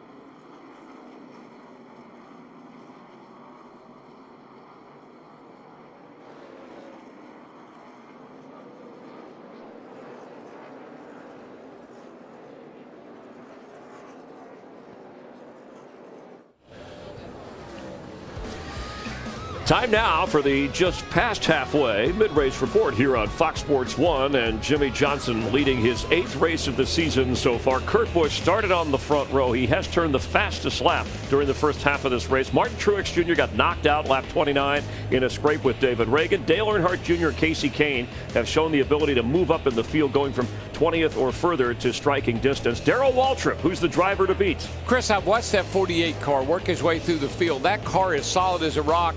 I like it on old tires. I like it on new tires. He's got 6 straight top 10s here. Watch that 48 go to victory circle today. Again. D-Dub, you've got to watch the 41. I love this guy. He had a fast car in practice on Friday. Everybody in the garage area raved about the speed of that car. He picks off position after position. What I love about road racing, though, there's so many differing strategies, but in the end, 41 winds up out front. Michael, Carl Edwards won this race last year by making only 2 trips to pit road. Looks like to me that's the same strategy he's on. His crew chief, Darren Grubb, he's quite the gambler. Carl may be the guy that breaks that streak of all these different winners over the last 10 years. The times have fallen off on A.J. Allmendinger. The concern is A.J. says he doesn't have any speed, and the fuel pressure gauge is bouncing. Brian Burns from the company here, the 47 pit, trying to diagnose what the problem is. A.J. says, I think our day is done. Clint Boyer won here in 2012 with a 2-pit stop strategy. He's in second right now. The game plan is the same. If he continues to have a flawless race, Michael Waltrip Racing will win their 3rd of the last 4 races here. And Mike Jeff Gordon, who is racing at his home track for the last time in his career, has been as high as 3rd today, currently running 25th, though, trying to win this race from what would be a record 6th time. And recent history in Sonoma showing long green flag runs to the finish, so we'll see which driver can protect his tires to be there at the end. That's your just past midway race report here on Fox Sports 1. Let's rejoin the guys upstairs with Mike Joy. Thank you, Chris. Only 2 drivers out of the race, both due to crashes. David Gilliland and Martin Truex. They are both okay. There are 8 drivers 1 lap down, but the top 33 cars are all on the lead lap here with 50 laps to go. A.J. Allmendinger is on pit road. Matt. A.J. was trying to become the 4th different pole sitter to win here at Sonoma. He comes to a stop. One of the engine tuners from the Earnhardt Childress Racing Engines Company. He's under the hood. He's looking to see if maybe something has come disconnected or something is amiss, so they could make a slight change to not lose too much time and get back out. Meanwhile, Jimmy Johnson's run just flawless. His fastest lap, a minute 16.4. And that ranks right up near the top of fastest laps today. Actually, his 7th best lap overall today. When I've watched these guys win these races, the last 4 or 5 particularly, they run a flawless race. 48 is running a flawless race. Chris Neville. Well, Mike, and then Jimmy Johnson also got a little bit of luck on his side. They're running that Lowe's Pro Services paint scheme this weekend. This is the 5th time they've run it this year. All finishes have been in the top 10, and they won twice at Texas and Dover with that paint scheme on the car. Jimmy Johnson just laying down some great times on the racetrack. As many tires as laps as he has on those tires, he's really maintaining that gap between he and Kurt Busch. Only 3 drivers on the track right now quicker that last lap than our race leader, and all of them have a lot of time to make up. The best of those, Dale Earnhardt Jr. in 8th, 38 seconds behind. Kurt Busch to the inside of Carl Edwards. This is 3rd place. Hard to make that pass right there, but Kurt was able to get position off the turn 4 there, get up underneath the 19 car and proceed on. Nice move. But Mike, I mentioned, and you saw Kurt just wave to Carl, thanking him for cutting him a little slack there. I mentioned a flawless race, and when I say that, I remember Kurt Busch. He won this race 3 or 4 years ago driving for Penske. Never put a wheel wrong all day. Clint Boyer, never put a wheel wrong all day. The guys that have won this race, Carl Edwards last year, never put a wheel wrong all day. Ran a flawless race. It's hard to do, but if you can do it, you'll end up in victory circle. Jimmy Johnson so far is on that pace. And Johnson increasing his margin over Clint Boyer. Right now it's just under 28 seconds. Let's have a look back at 5th place as Johnson laps Landon Castle, Joey Logano's car, and Matt. Logano told me on Friday that every driver wants to win on every type of layout in NASCAR. Now, he put a big check mark next to the Daytona 500, but you only get 2 opportunities each year to win on a road course. He put a lot of emphasis on coming here to Sonoma. Spent time in the Ford Racing Simulator, logging laps here at Sonoma. On Friday, he took crew chief Todd Gordon and his 2 engineers out in a pace car and went around to show them different parts of the racetrack that can be challenging and what he is trying to explain to them when he's telling them on the radio during the race how significant adjustment he needs. Just trying to put as much as he can to get a road course win. Right now, running in the top 5. 7th-place battle. Tony Stewart, Greg Biffle. Working each other pretty hard. How about the Biff? Man, the Biff has struggled with his cars this year. They just haven't had the speed or the performance. And I know one thing for sure. That driver won't let you down. He's not leaving anything on the table. Nope. You give him a winning car, he'll win you a race. He and Joey Logano right now the only Fords in the top 10. Logano 5th and Biffle 8th. Pole sitter A.J. Allmendinger will not win at his home racetrack today as he takes the 47 to the garage. Oh, that's sad. That's sad. You know, Dale, you were talking about Greg Biffle in that 16 car. I think we underestimate his road course racing abilities because he has finished in the top 10 the last 3 times here at Sonoma. Now, looking at Jimmy Johnson in his 48 car, he's coming to complete lap 64. With a 28-second lead, I think what we'll do is we'll see him on pit road in the next 2 to 3 laps, and that'll be able to take him to the end. Again, Larry, it's a flawless strategy. How they're operating, how they're working the race, broke it down in the pit stops. So far, it's working perfectly. In turn 11, Casey Mears and Jeff Gordon both got past Denny Hamlin. Hamlin back to 22nd now. And here at 10th place, Kevin Harvick moving past Kyle Busch. I think like week in, week out, that Kevin Harvick and the 4 car were one of the better race cars, but that pit stop where the car fell off the jack, that's going to be hard to overcome. He is 42 seconds behind Jimmy Johnson. Right upon Greg Biffle's Ford at turn 10. Inside move at 11. You can't defend that, can you, Darrell? No, sir. That's the safest, best place to make a pass. Right there. You get that nose under there. The guy, it's a wide corner, gives you plenty of room. You can get through there without any contact and proceed on. But we see Kyle Busch as well going by Greg Biffle in that 16. Greg's on the same strategy as Jimmy Johnson. We should see Greg in the 16 on pit road in the next couple of laps. I don't know. It seems like something maybe is bugging that 16 car right now. But he has home defense. Just trying to drive the bugs away. Drive the bugs out of it. I don't know.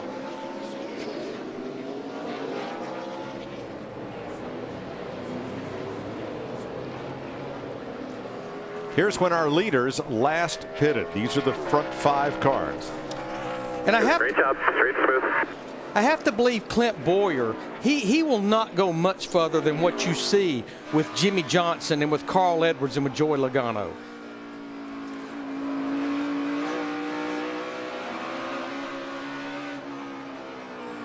Yeah, Boyer, realistically, he could go to about lap 70, but once his window opens, you might as well come with those other guys because the biggest risk is if the caution comes. Well, Larry, yeah, but the later you wait, I know you don't want to, get caught out by a caution, but the later you wait, well, here's 51 car Algar off the pace.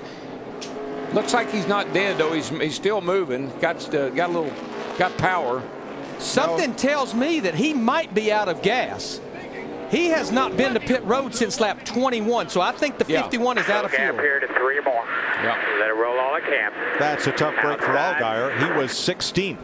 But I think this may motivate Jimmy Johnson and those guys. I think the window's open that you might want to hit on pit road just in case he doesn't make it. It is slightly downhill from where he is to pit road. He might be able to make it. I think he will if he doesn't get run over.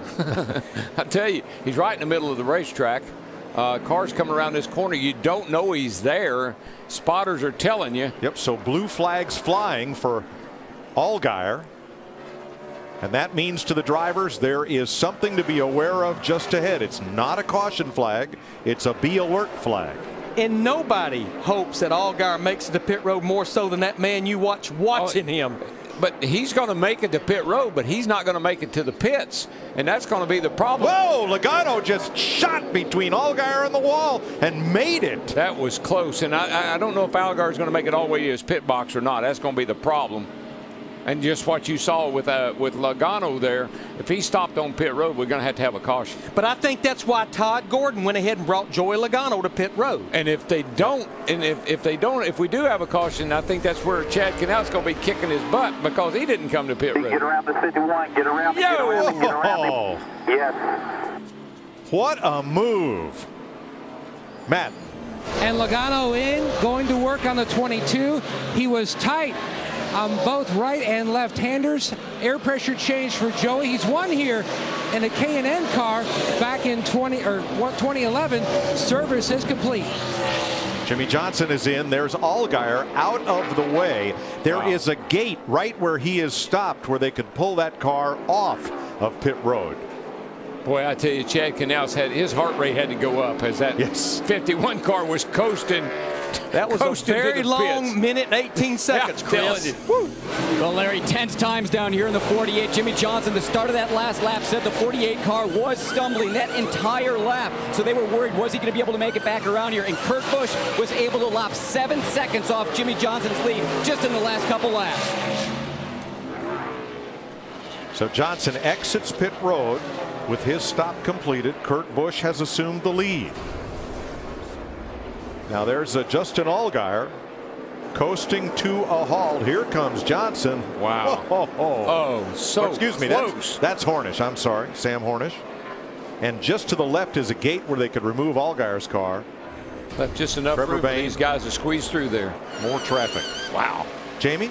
Everything has gone according to plan for the 19 of Carl Edwards. The car has gotten better as the day goes on. A 4-tire stop there. They filled them up with fuel, and they plan on that being their final stop. That's the same. We already said that a couple of times. That's the same strategy Carl used last year to win this race. Stopped on lap 31, I think it was, and on lap 70, and went on to win the race. Pit stops have moved Kurt Busch back to the lead and Dale Earnhardt Jr. to second. That leaves Clint Boyer in that 15 car running third, and I have to believe Clint Boyer, his new crew chief Billy Scott, they're going to be on pit road here within the next couple of laps. I tell you, that third place finish here last year by Junior, I think that really gave him a lot of confidence on these road courses. Run much better since then. And here's Boyer on pit road. Following Justin Marks down pit road, we saw him come in the 34 on the last shot, so things cycle around. Here's Boyer. Jamie? Been a great week for Clint Boyer, who went home to Emporia, Kansas, raised $350,000 for youth in his community, and right now his car has been good. No adjustments planned here, just put 4 sticker tires on, wipe the grill. He wants to get his second win here at Sonoma. That stop moves Casey Kane up to third, Jimmy Johnson to fourth, Kevin Harvick to fifth, and Justin Allgaier's got going again as Kurt Busch leads in Sonoma with 42 to go.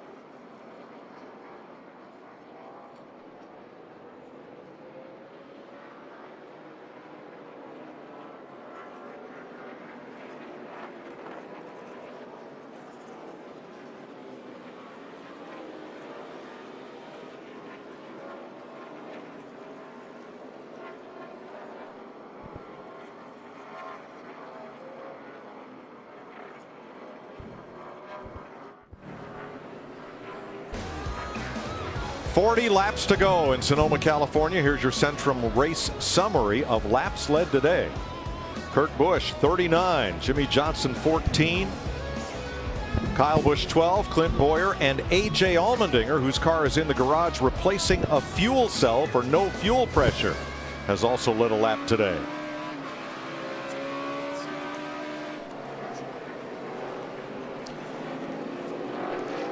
Let's get a nationwide Dale Earnhardt Jr. performance update from Vince.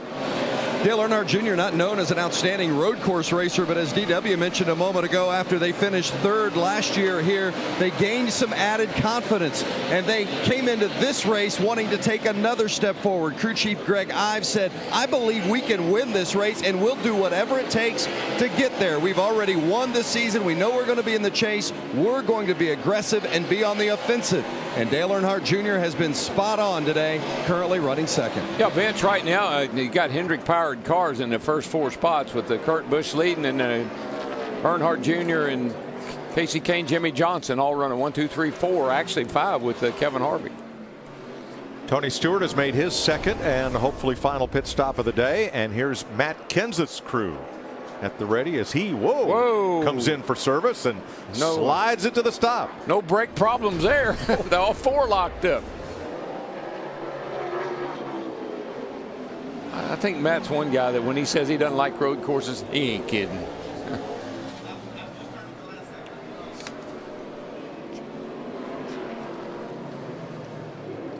Jimmy Johnson currently 4th, 11 seconds back of the lead.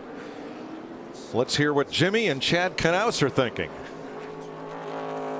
You do what you did last time, and we're going to be okay. We're actually more concerned right now about saving the tires.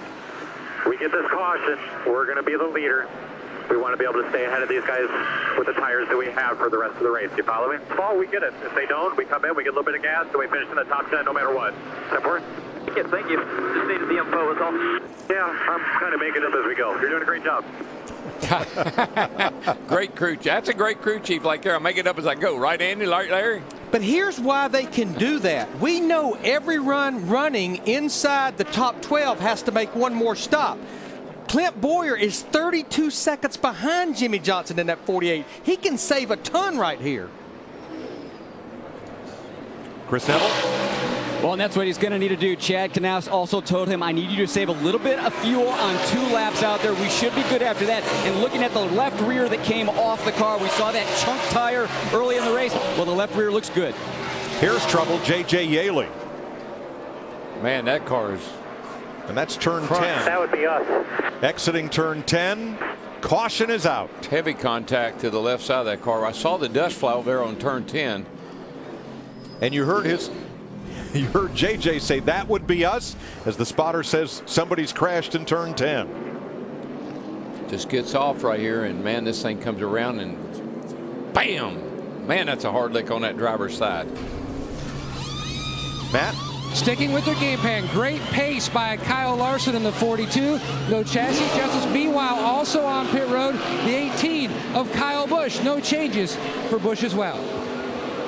But that was heads up by their teams because the window was open to make it to the end. They were able to get on pit road before pit road was closed, so they're going to be in front of everybody else that still has to make that stop. Kyle Larson, Kyle Busch, David Reagan, all employing that strategy, and Yaley's going to be able to drive most of that car away. That's not the caution that Jimmy Johnson and Chad Knaus wanted to see because all of our other leaders, Kurt Busch, Dale Earnhardt Jr., Casey Kane Harvick, just to name a few, they can come on to pit road. This caution, get their 4 tires, fill it up with fuel, and make it to the end, and they're going to have fresher tires than Jimmy Johnson. Yeah, I'd be a little bit worried, I think, except I watched that 48 car, and it was awesome on used tires. I mean, that was the one car that never that stayed real consistent on used tires. And what's he going to have? 3-4 laps on his versus the other guys? Yeah, the caution came out at lap 73, and he pitted on 67, so he'll have about 5 to 6 laps. Michael McDowell will get the free pass on this, the 3rd caution of the day.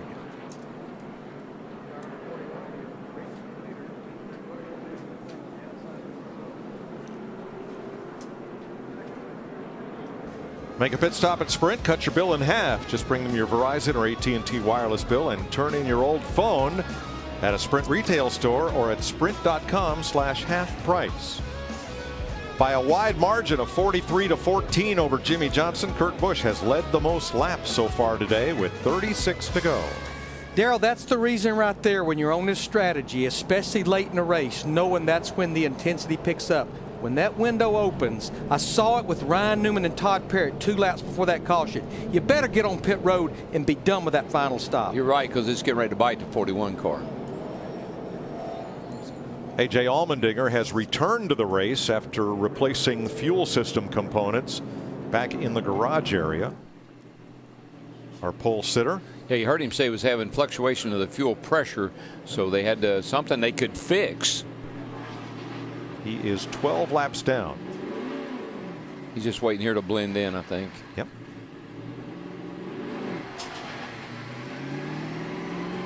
Track sweepers are headed for turn number 10, where J.J. Yaley went off at the exit. And we'll do a little nationwide inside ride with Dale Earnhardt Jr. We are second in our sector. We're going to have to come down, pit 4 tires on fuel. We're in our window to make it the rest of the way. You're actually really fast, so that's why. Yeah, I saw us catching at 41. I'm surprised. I didn't know we were that good. Pit road's open. That's your nationwide inside ride. Crew Chief Greg Ives. And Kurt Busch will lead them on to pit road, Vince. Kevin Harvick in the 4 is going to hit the pit box. It's the very first pit box, and Harvick will get 4 tires. That last pit stop was a mess on the left rear and with the Jackman, but this one has gone much smoother. He's raced his way back into the top 5. Matt? Before the caution came out, Tony Gibson's strategy was trying to maintain their gap from first to second until lap 75 to 80. And then they were going to make their green flag stop. Now no changes on the 41. A little slow coming around on the front. Luck's going on. They're catching up, and he's away. Jamie? Jeff Gordon may have just gotten way off. He said, we were decent early. Now, this is an extra long pit stop, but it's planned. They're pulling the spring rubbers completely out. He wants to be set up just like Jimmy Johnson and Dale Earnhardt Jr. The car has been extremely loose. Alan Gustafson telling his driver, hang in there. You're going to be just like your teammates. We're going to be faster. It's going to be a long stop, and we're going to have some making up to do. But hang in. It's not over yet. He may be a lot like his teammates, but he's going to be a lot deeper in the field on this restart. Yeah, this is disastrous. Casey Kane wins the the Advanced Auto Parts race off pit road.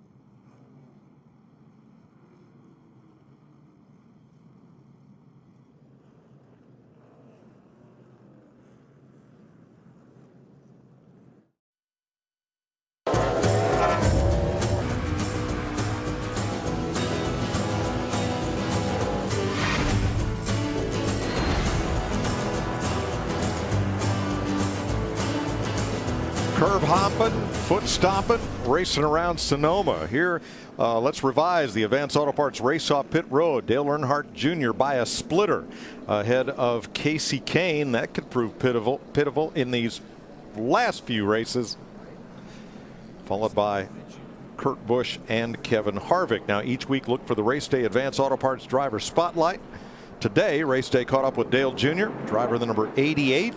And fans, race day continues. You can catch it next Sunday evening, 5 p.m. Eastern Time on Fox Sports 2. Yeah, these guys are like Napoleon Dynamite. They're getting some sweet air. Biggest crowd at Sonoma Raceway in more than a decade. A lot of them from Northern California coming to see Jeff Gordon's last ride at Sonoma. Yeah, Mike, you mentioned race day. This may be our last Sprint Cup Series race as well as our last Xfinity Series race at Chicago on Fox and Fox Sports 1. But all the way through Homestead, it's Race Hub every day. It's race day. It's Victory Lane and the NASCAR Camping World Truck Series all the way through Homestead in November. We'll look forward to it. Kyle Larson in 4th place. Pretty good spot. Right now, that's our advantage. We're good on gas. The tires, will they go a fuel run? Yeah, barely. We'll take care of them if we get gapped out. Okay, how they look there? They look good. Nothing's wrong. It's just they're wearing, you know. So we just need to, take care of them. But this is when the cautions start. So. Larry, you agree this is when the cautions start? 34 laps to go? Oh, yeah. Well, Mike, again, going to my trends that I look at every week, the last caution flag is on the average of lap 97 with 13 to go. That's in the last 10 races, but also in those last 10 races, 3 times overtime, green, white, checkered. Yeah, in about 10 laps, they start losing their mind. Well, trust me. Up to this point, this is when you let people in. You cut them some slack. If they get a position on you, you let them have it. From here on out, you don't give up anything. If somebody's alongside of you, you're going to race the side right out of your car trying to get ahead of them. A couple of drivers deep in the field. Denny Hamlin back at 28th. Jeff Gordon handling issues back at 26th place. Trying to rebound. They've tried to remedy that on the pit stop here. Join NASCAR as we salute veterans and active military members. Use the hashtag NASCAR salutes or visit NASCAR.com/salute. I don't know how that Jeff Gordon thing will work out. The changes they made, the car got him back in 20-something spot here, 26. You got the best road racer in the sport. Should have had the best car. Should have had a good car today because Jeff knows this track. Gustin knows this track. Having to come in this late in the race and make those kind of changes, I'm not sure he can overcome that. Well, I will say this. I can't say enough about the call that Kyle Larson's crew, Kyle Busch, and David Reagan's crew, by getting him on the pit road, those 3 drivers before that caution came. We talked about Jimmy Johnson leading this race. The closest driver back to him, from him, that has fresh tires, his teammate Dale Earnhardt Jr., who pitted back in 13th. Top 12 drivers stayed out. Yeah, a lot of drivers have not been to pit road since, the late 60s, including Jimmy Johnson. Okay, so where we're at right now is we're 1 lap shy with this additional caution here. So we're in good shape, but 1 lap. Obviously, that doesn't give us anything for a green, white checker, but, let's swing hard. So that puts him in the same boat as Clint Boyer, Joey Logano, Carl Edwards, and Tony Stewart. If I had 4 wins already this year, I'd think, I'll gamble a little bit on that 1 lap, boss. I'll save you a little fuel because I'm going to tell you something. That car right now, a 48 car, that's the car to beat. The only way he's going to lose this race is if they beat themselves on fuel. I think they've got that in the bag. All right, lights are out on the Toyota Mirai hydrogen-fueled pace car. This may be a good restart to watch closely up at turn 2. You think? Calamity Corner it's been all weekend. Jeff Gordon's team throwing equipment he has to drop to the rear for this restart. This is spring rubber. He said, I had one in the car, I don't need it. Green flag. Boyer, Johnson, Larson, Logano. It's got to be real careful right here. Don't make any contact. Boy, he's racing him hard. Boyer's hanging tough. Down into 3. And up to 3A. Michael. Daryl, you talked about needing to have a perfect race. The first 3 cars, Johnson, Boyer, and Logano, they're gambling right now. If there's a green-white checkered at the end of this thing, they will not be in victory lane. They're that close on fuel, as you heard Chad Canal say it. So being perfect is going to include this race ending in its scheduled distance. Well, yeah, but Michael, it's just like Larry said, and we know there will be another caution. I mean, Larry nailed it. These drivers, a lot of them lose their mind at the end of the Whoa! race. Like right Reagan there. and Edwards, there they go, into the wall, hard. You were saying? Yes. I said there will be another caution. Some of them will lose their mind, and in the process, they're probably going to lose their car. But these cautions right here, that's what Johnson and those guys need. They'll be able to save plenty of fuel. They were banking on this, Larry. I mean, they're smart. Like, look, you study trends, they study trends. Oh my gosh! Pull it over. That's look like maybe busted oil cooler, got some oil coming out on the headers. Wow. Daryl, that was just way more than push comes to shove. Yeah, no, it's just crazy.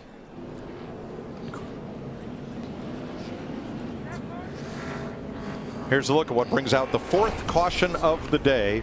You'll see Carl Edwards way on the outside, but by himself. Now he's got to fight for some room.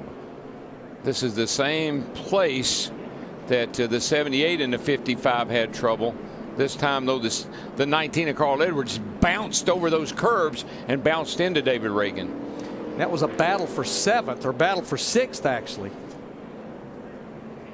And because of the odd impact and odd angle, they catch the Jersey barriers before the tire pack right there. Jamie.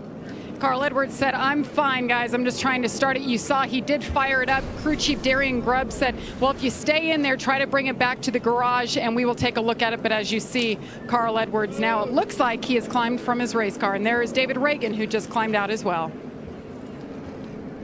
Reagan's had a very eventful day, and in that same spot. Yep. One of those places where you hate to give up position, particularly late in a race, but sometimes you got to yield. Back at lap 29, it was David Reagan and Martin Truex, whose car just returned to the racetrack a couple of laps ago. Yeah, you see them right here, and they're coming around out of turn 7, and right there, the 78 pushed the 55 off the track a little bit. And the 19 was almost involved in this in the same spot. You saw him go airborne right there, but he waited it out and was able to clear the wreck. And just now, when Edwards comes across the dirt and gets back on track, the car takes a big bounce into Reagan. Yep. I think what it did, it hit Reagan right in the right front tire, and it just caused the car to turn dead right into Carl. And that, of course, there's an oil cooler and the radiator and everything up there in the nose. And I'm thinking that when he cranked the thing up and tried to drive it back to the garage, he got a little oil on the headers and she caught on fire. As soon as he cuts the motor off, most likely the fire would go out. So we've got some fluid to clean up from David Reagan's car, in addition to the Jersey blocks, Jersey barriers that you're familiar with from highway construction across the country.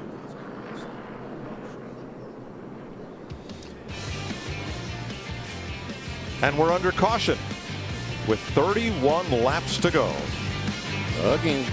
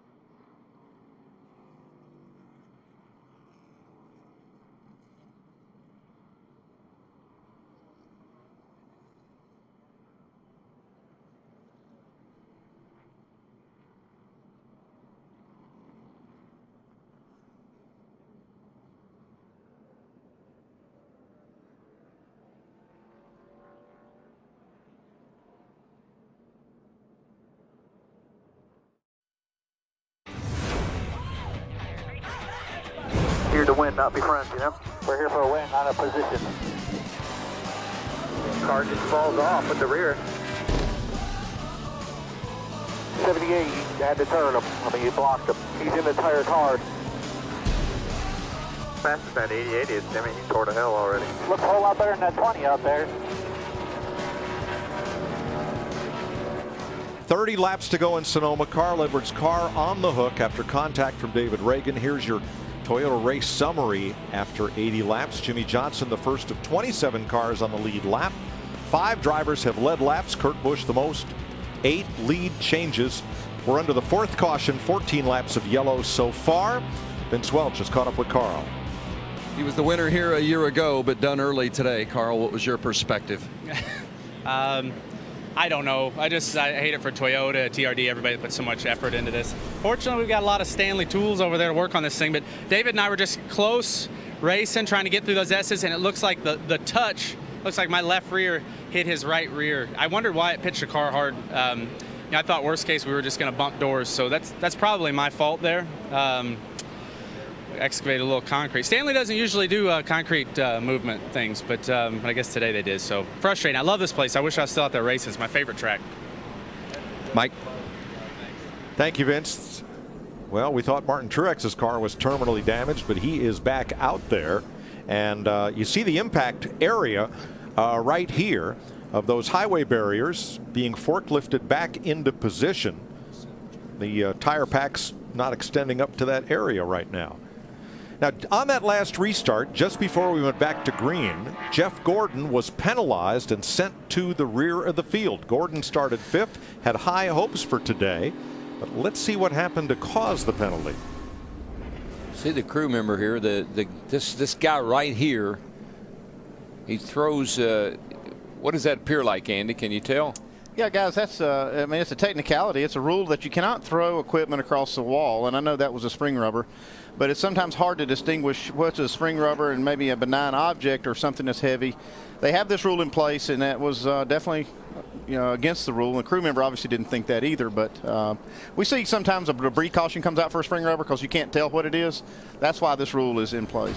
Now, Gordon would have restarted 26th, but instead he had to restart 28th, but with the penalty also restart at the tail end of the longest line behind the cars that were 1 lap down, and there's about 8 of those.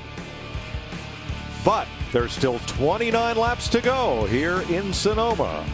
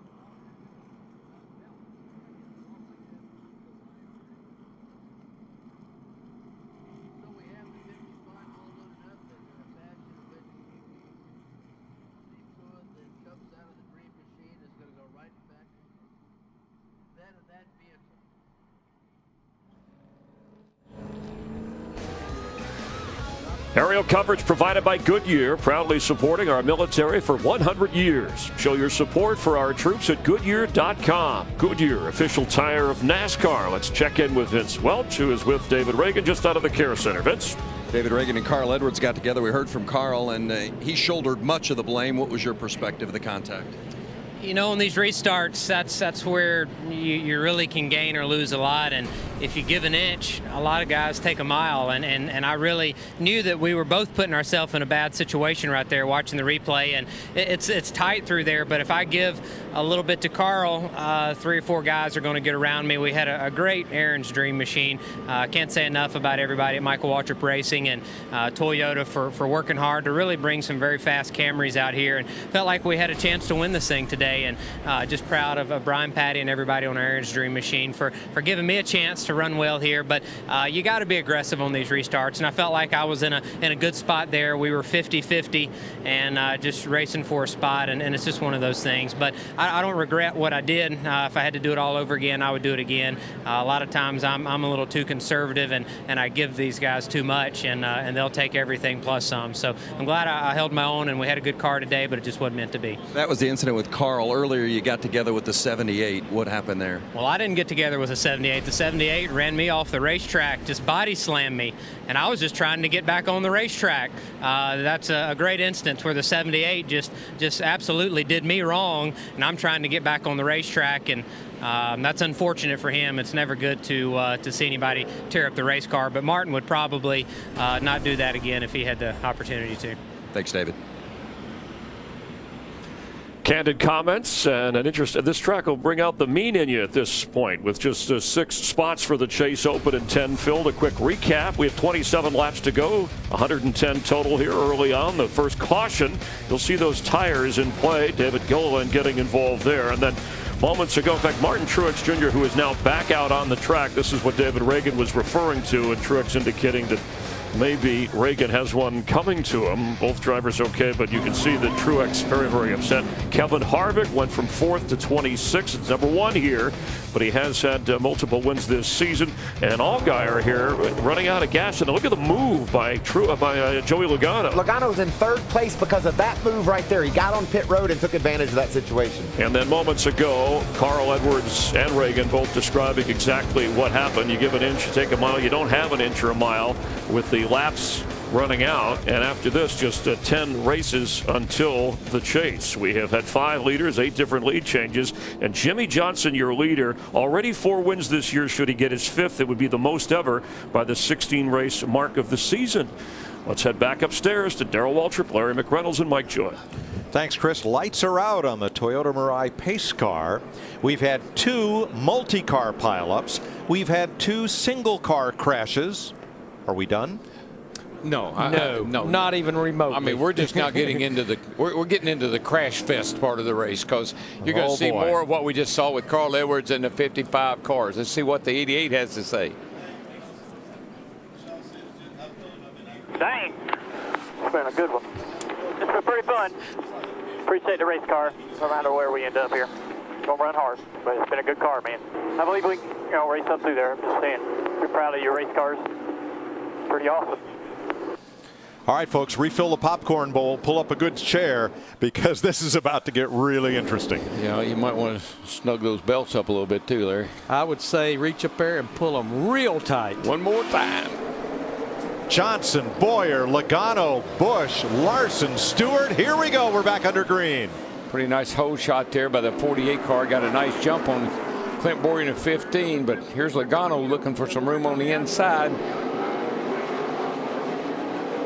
Not going to be able to get there.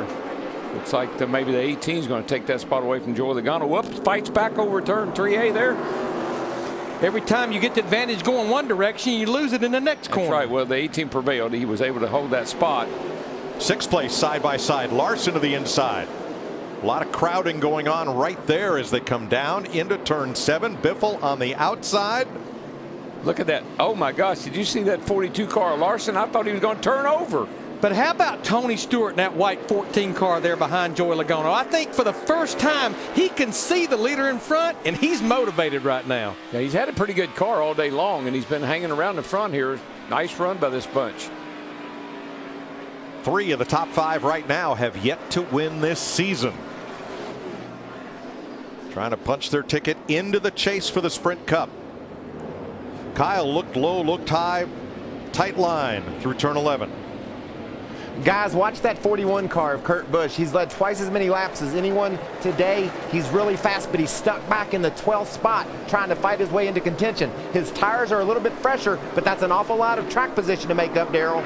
Yeah, Mike, you put that 48 car out front. I don't care if he's got 4 or 5 extra laps on his tire and some of these other guys, and the way that car's been all day, I just don't know if anybody, Boyer maybe. Boyer's had a good car too, and so has Kyle Busch, but that 48's been mighty supreme today.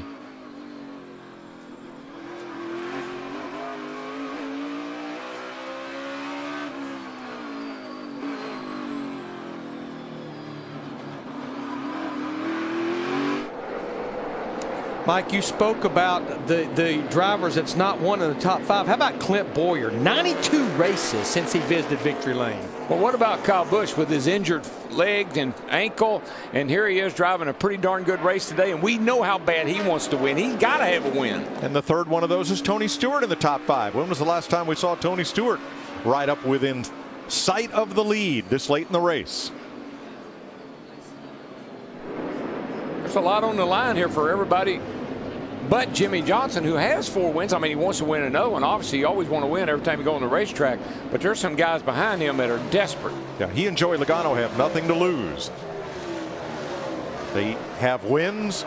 Well, they're up in the points. Yeah, they're in the chase. There's Boyer, there's Kyle Busch, there's Tony Stewart, Kyle Larson, back to Newman 8th, Biffle. I mean, there's a bunch of guys in the top 10 that would give anything right now for a win.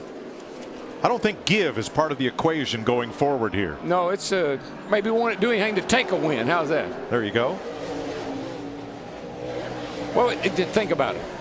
How many winners have we had here in the last 10 races? 10 winners. 10. 10 different winners. Turn 7. That was Kurt Busch making the pass on Biffle. So Kurt moves up to 9th in that red and black car. That 41 car is good, but there's no substitute for track position. You're going to wear out your stuff trying to get back to the front.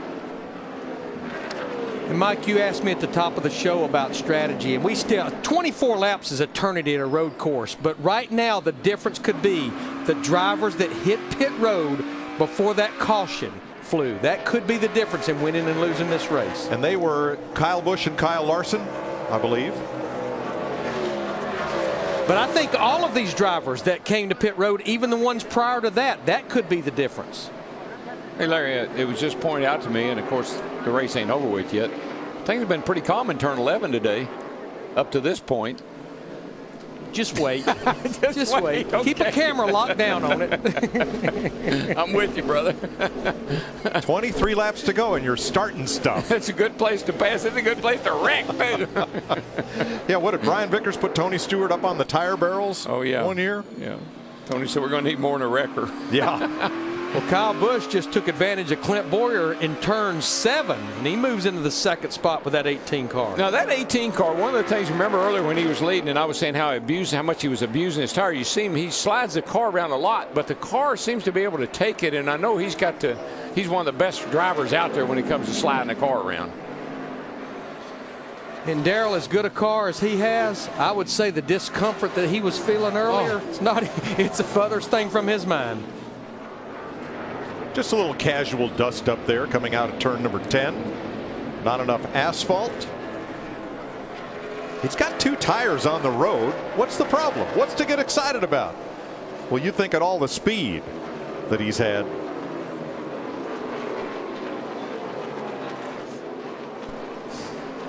Right there behind Ryan Newman after leading 43 laps today. That's the race high. Jimmy Johnson has led 28.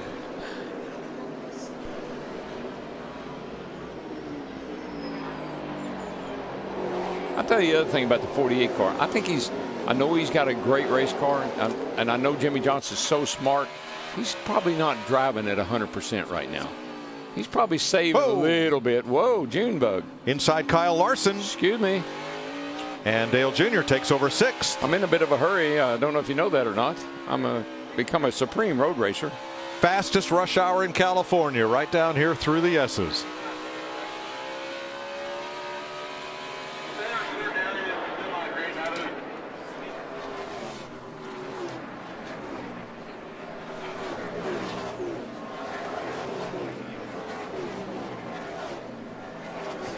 All those lead lap cars now. Larson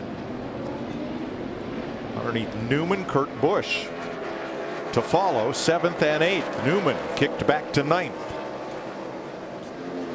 Chris? Mike, since we've been back to green, Jimmy Johnson just came over the radio and said, I feel like I've lost a little bit of the rear grip I had throughout this race. A car just a little bit loose off the high speed and the low speed sections of the racetrack. Chad Knaus's crew chief says, Jimmy, all we got to do is focus on taking care of those tires.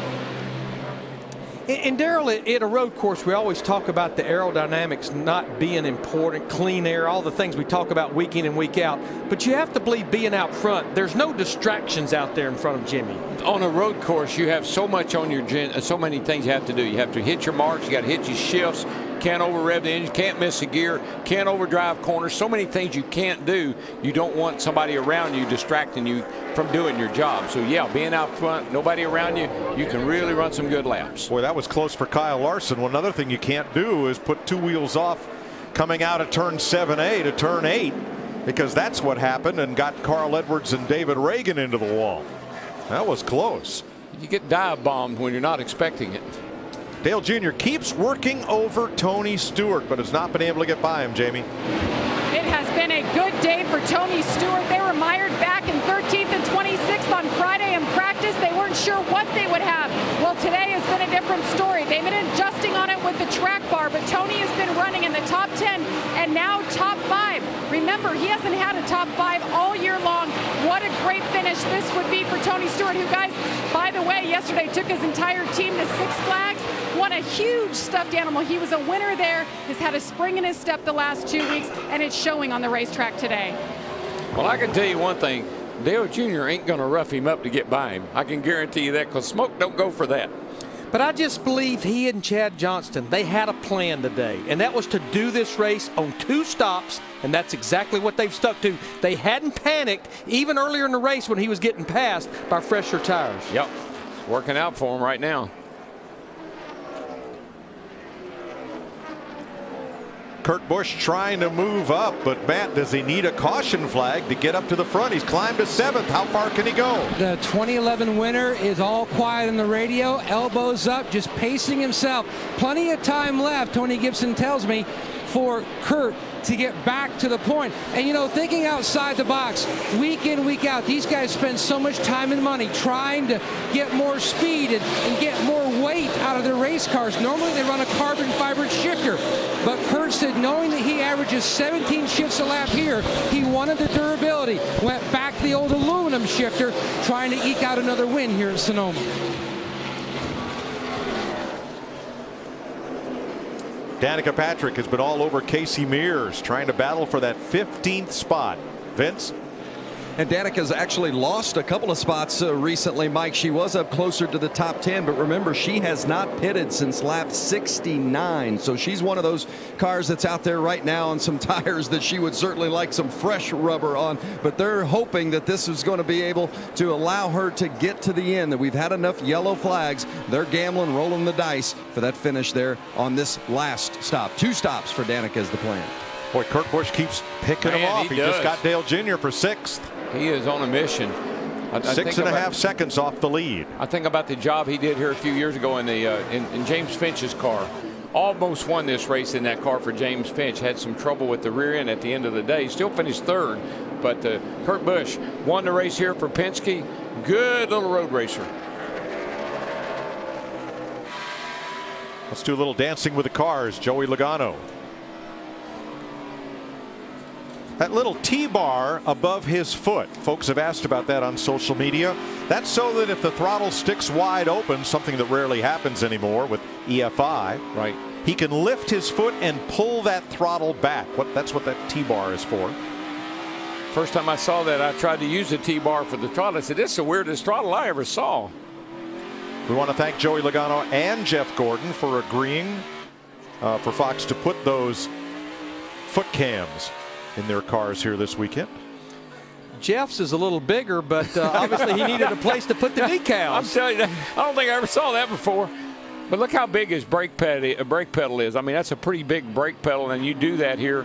So if you elect to heel and toe or use your left foot for braking and all, you can. But these transmissions now are so good, you use the clutch very little.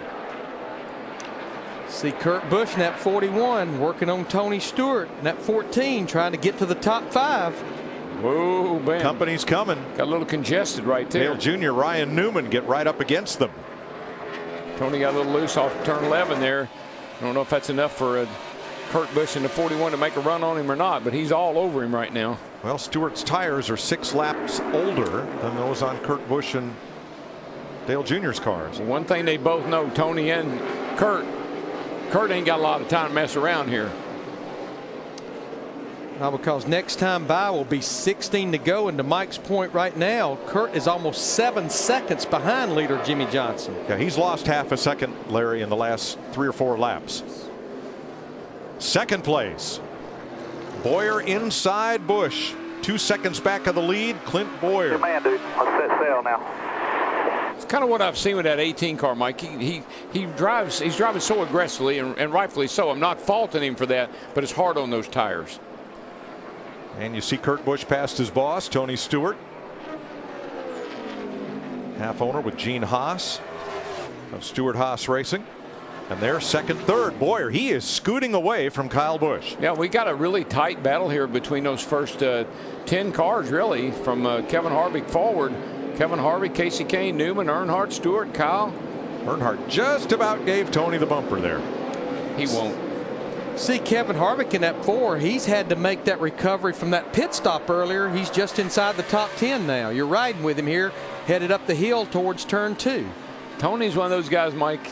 You hit me once, I'll probably hit you twice. Harvick 9 seconds back of the leader, who is the 48 of Jimmy Johnson. He is up 2.3 on Clint Bowyer, 3.5 on Kyle Busch, 6 on Joey Logano and Kurt Busch. Mike, I don't know, probably most of these fans have no idea where Riverside is or when we raced there, but turn 4 and turn 7 over there and coming into the S's is so reminiscent of the old Riverside track. Whoa. Well, Dale Jr. had Stewart pass, and Tony said, not in the S's, you don't. No. Tony's not going to give up that spot real easy. I'm thinking that Dale Jr. is going to have to get a little more aggressive if he wants to get around him. Yeah, Riverside was NASCAR's first full-time road course, twice a year on the schedule. Yep. Through the 1980s, Dan Gurney was NASCAR's first road course expert. Won the Motor Trend 500 there 5 times. We started the year there and ended the year there for a long time. What I saw right there from that aerial view, Daryl, is Dale Earnhardt Jr., who you're riding with. He really charges turn 11, trying to just get just under Tony Stewart, but Tony really beats him off the corner. Yeah, I think what Junior's trying to do is show him his nose and thinking he might let him in, give him some room. But Smoke's having a pretty good run right here. He's not going to give up anything. Yeah, Junior got completely side by side at turn 7, but coming out of there, Stewart had the line and held the spot. Got a pretty good race car to, considering the tires and where everything is. He's hanging in there pretty tough. Biggest thing with the line of cars behind, there goes Kurt Busch going by Joey Logano. That's another one that moves him up to 4th place with 15 to go. He's coming. It reminds me of last year of Jeff Gordon, and you see here Dale Jr. and Tony Stewart fighting it out. Can't get by. Same song, second verse, same place, turn 7. Yep. You can get up along beside a guy. We saw it with Carl Edwards. We saw it with the 78 and the 55. But, man, it's getting a clean pass there is treacherous. Here's a different angle on it, and you'll see what Stewart does to defend. See, that's where Martin Truex kind of shoved the 55 off the track, and that's where that fiasco started. 78 shoved him off the track right there, and then Reagan didn't, like he said, I'm trying to get back on the track, and we made contact. Since the last restart, clearly Kurt Busch the biggest mover, up 8 spots. Kevin Harvick up 5. Jeff Gordon, Denny Hamlin, Jamie McMurray. Yeah, I think Harvick's done a really nice job. He's running 9th, but you think about the trouble they had in the pit early with the car falling off the jack. They've been able to rally back here pretty good, sitting in the top 10. Jeff Gordon riding with him in the 24 car. He's made his way back into the top 20, but 20 seconds behind his teammate Jimmy Johnson in that 48. Yeah, back at 19th. Here comes Harvick. He's going to pick another one off here. The 31 of Newman getting by him in turn 7. Up ahead, Dale Jr. had another look at Tony Stewart. Nothing doing. 7 and 11. That's the 2 safest places to make a pass if you can get position.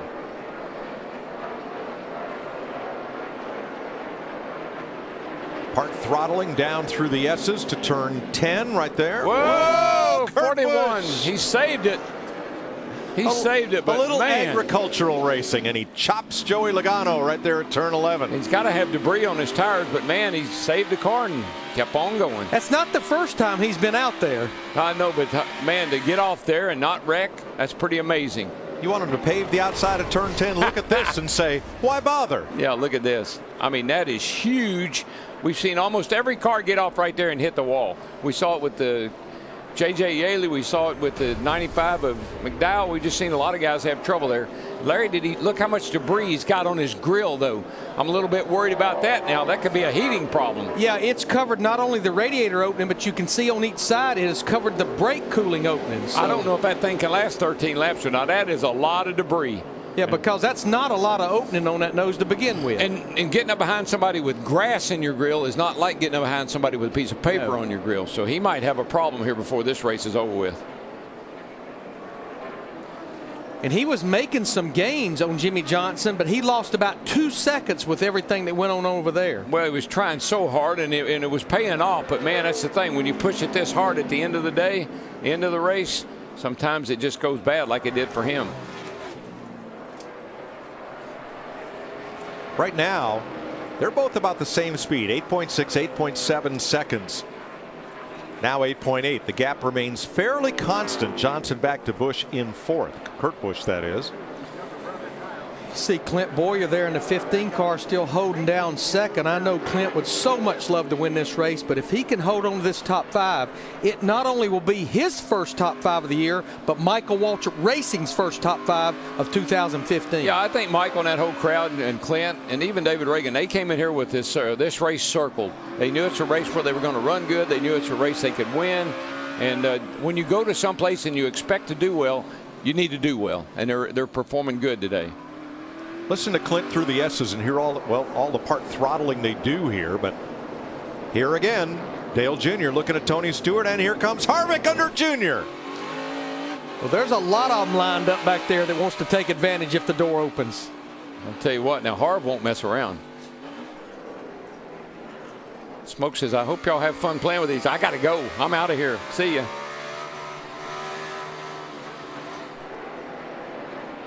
Uh-oh. Casey Mears has lost a wheel and axle broke. Wow. A rear axle broke. You see it still attached at the hub. Got to be a caution. Is out. I saw him limping down the back straight into turn 10 there. Wasn't sure what the problem was. I thought he had a flat tire, but much worse. Yeah, Mike, not only the rear axle, yeah, it was still hooked in, but it looks like to me the whole snout of that rear end housing has broken off. That's what hopping those curves will do for you. Mears was 15th.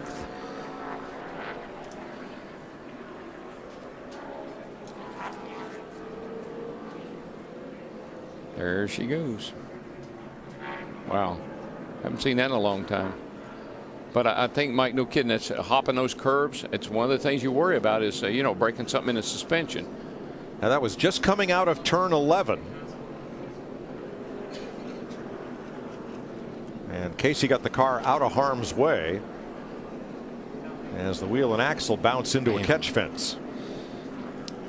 Say this is a caution that everybody's happy to see, probably except Jimmy Johnson, because it gives them one more shot. I mean, just look, that is everything to do with that side of the rear end housing. That's the brake rotor, the brake, the caliper. And Larry, let me correct. That axle didn't break. You can see the splines on the end of it. The axle's there. It's, as you said, the axle housing, hub, everything is out there. The axle housing looks like it broke. Exactly, the snout where all of that is fastened into. Yeah, the axle just slides up in the gear, so it just came out with everything else. Wow. 11 laps to go in the Toyota Save Mart 350 at Sonoma Raceway, and What does this change? It gives everybody from Clint Boyer on back another chance. Now, gas mileage was a concern for Jimmy Johnson. Good job. Are you saving us a little there? No. Okay. Nice and easy. Save when you can. Nice and easy. You're doing great. There have now been 9 caution laps total since the top 3 pitted. Yeah, I think this takes care of the fuel issue. Now it just becomes a matter, can the 48 hold off the 15 and the 41? That gives a 41 a real shot. Look at here. All of them. Whoa, Clint Boyer shoots to pit road at the last instant. Guess who's out there all by himself? Look at all those cars coming on pit road. I mean, that had to be a lonely feeling for Jimmy Johnson right there. That is, oh my gosh. Jamie? Billy Scott, the crew chief, back and forth with his driver. He finally made the call and said, this is the only chance we're going to have at winning. We need to pit. So that was the call. A 4-tire stop here. They're going to try to get it and win their second race here at Sonoma. Matt? Fresh tires, a game changer for both Busch brothers. Kyle hits pit road for fresh tires. Kurt Busch was going to try to stay out if he could, but since others were coming in front and behind, that was their call as well. Race off pit road. Boyer, Kyle Busch, Logano, Kurt Busch, Harvick, Newman, Kane, Earnhardt, Larson. I did not see that one coming. Chad Knaus was in a box. He only had one choice, to stay out. If he pits, absolutely they stay out. So he couldn't win on that call. And Jamie McMurray stayed out. He looks with like him. Does that not look like a lonely man sitting on that pit box? So did Jeff Gordon, Ricky Stenhouse, and Matt Kenseth stay out. The top 5 did not pit. But watch Clint Boyer and this late decision. Looks like to me he made the decision a little bit. He saw Kyle Busch, and that 18 was absolutely committed to the inside of him. What I can't get a look at the train that come behind him. Everybody. How about that pit entry, Andy? Yeah, the key thing here, guys, is there is no commitment cone or commitment line. It's just that wall there. As long as they can make it to that area, they're legal. So he basically did hang Jimmy Johnson out to dry. Yeah. Now this will be a little bit of lengthy cleanup because when that rear end housing let go on Casey Mears' car, axle grease is a little tougher to clean up than water or motor oil. And Jimmy Johnson hopes it takes him a long time. Let's remember back to last year. Carl Edwards had a very similar situation. There was a late caution. Carl stayed out. Jeff Gordon and some Dale Jr., a bunch of them came and got tires. They couldn't catch Carl before the race ended. Similar situation. Trevor Bayne will get the free pass, so he'll be the 28th car on the lead lap. Those cars, Mike, that stayed out, I mean, you think about McMurray. He's good. Gordon's pretty good. And Stenhouse been okay today. So there's some guys up there that can hold you up. Well, Ricky Stenhouse Jr., Matt Kenseth, yeah, they've had a rough day, but they can just hold those guys up enough to let Jimmy Johnson get gone. Let's hear what Team 48 is saying. Well, you're not going to like this. No, yep, definitely not. I guess I could have come. I just thought we were staying out. So maybe. No, I said stay out. We got guys behind us. We're in good shape, man. Okay, 10-4. I didn't see those guys. Dude, you're ready to go win this race, pal. I actually think I agree with Chad. And you don't want Jimmy to say, hey, we're in trouble. How about it, Chris? Well, Chad Knaus definitely trying to extend this caution as long as possible. He just radioed to NASCAR and said the track is very dirty all the way through turn 1. And on these double fall restarts, that's a tough thing for Jimmy Johnson out there and everybody else on the racetrack. So he's lobbying for NASCAR to try and sweep up all the way up through turn 1. Of course he is. Absolutely. He wants them to sweep the whole racetrack. He wants them to repave the racetrack if they would. Casey Mears got off the racetrack 1,000 feet before the start-finish line. Why are we going to sweep up to turn 1? If I was Chad Knaus, I'd want him to sweep it too. Must be something up there that no one else can see. But I still say, regardless, Chad Knaus and Jimmy Johnson only had one choice there, and that's to do exactly what they did. I think he's going to be fine.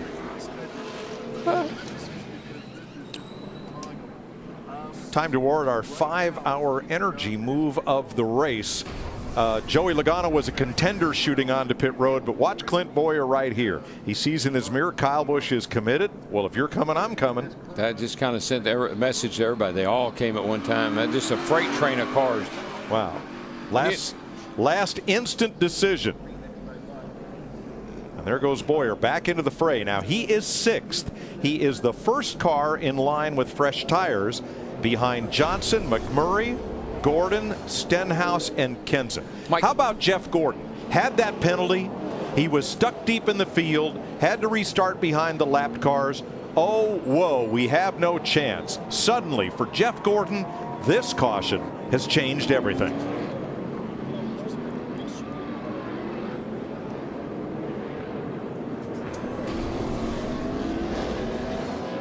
And now, Matt DiBenedetto and Jeb Burton, oh gosh, got turned around by a track truck. Holy smoly. Well, I guess when you're trying to get into your pit. The sweeper's a weeper. Now, we saw Matt Kenseth once spin into his pit and get serviced that way. And yeah, all it says is you have to be in your pit box. It doesn't say which direction. Oh, that's true. That added a lap. Looks like we still got the caution lights on, so we're coming back around one more time, which is good news for Jimmy Johnson. Yeah, I think if you think about it, you got Jamie McMurray up there, great little road racer. You got Jeff Gordon up there, good little road racer, and that could be the cushion that Jimmy Johnson needs to hold off Clint Boyer and these guys that got tires. I'm not sure it's all Jimmy Johnson, because Jimmy Johnson does not need, and I emphasize need, a victory. He has a bunch of them. He's in the chase. Yeah, but you come this. He wants to win, but he doesn't need to win. No, but you've come this far. You got a great car. You're sitting there and you're leading the race. I'd sure like to walk out of here with that trophy, wouldn't you? That goblet that's made up here in Sonoma. Absolutely. But behind him are drivers that need to win. You've got Ricky Stenhouse Jr. back there, 2-time Xfinity Series champion, still looking for his first career win in Sprint Cup in that 17 car. All right, let's hear about Tony Stewart's pit stop. Jamie? Yeah, speaking of a driver that needed a good run, needed a win today, he was running top 5 until that last pit stop. Everything went wrong. He had crew members running into each other. It was about 18 seconds. Tony came on the radio and said, guys, can't we do anything right? He's restarting 16th. Matt? And the 41 of Kurt Busch will restart 9th. That caution was a bigger save for his chance for a win than even he could have imagined. After they pressured the tires that came off his car, they found he had a left rear tire going down.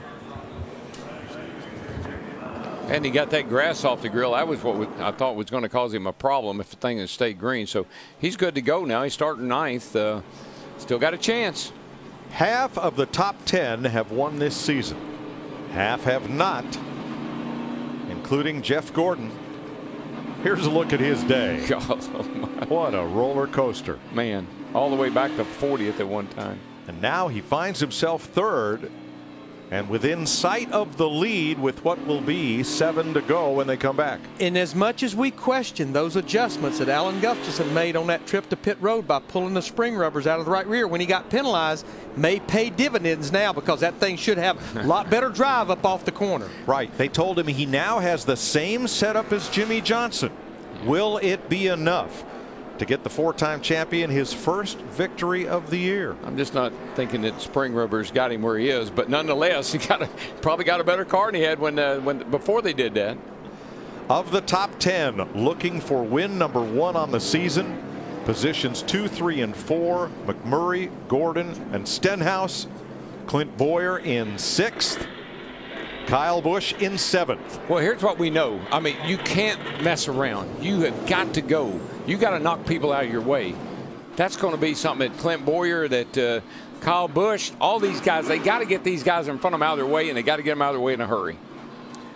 I just think Clint Boyer starting in the position he's in right there, that's going to put him in a pretty good position as we get up into the hillside. I don't think it's what they can do. It's what this 1 and 17 and 24 and the 20 can do. They're on it. Green flag. Pretty good drag race up the hill here. Looked like McMurray yielded just a little bit to Jimmy Johnson, let him get clear.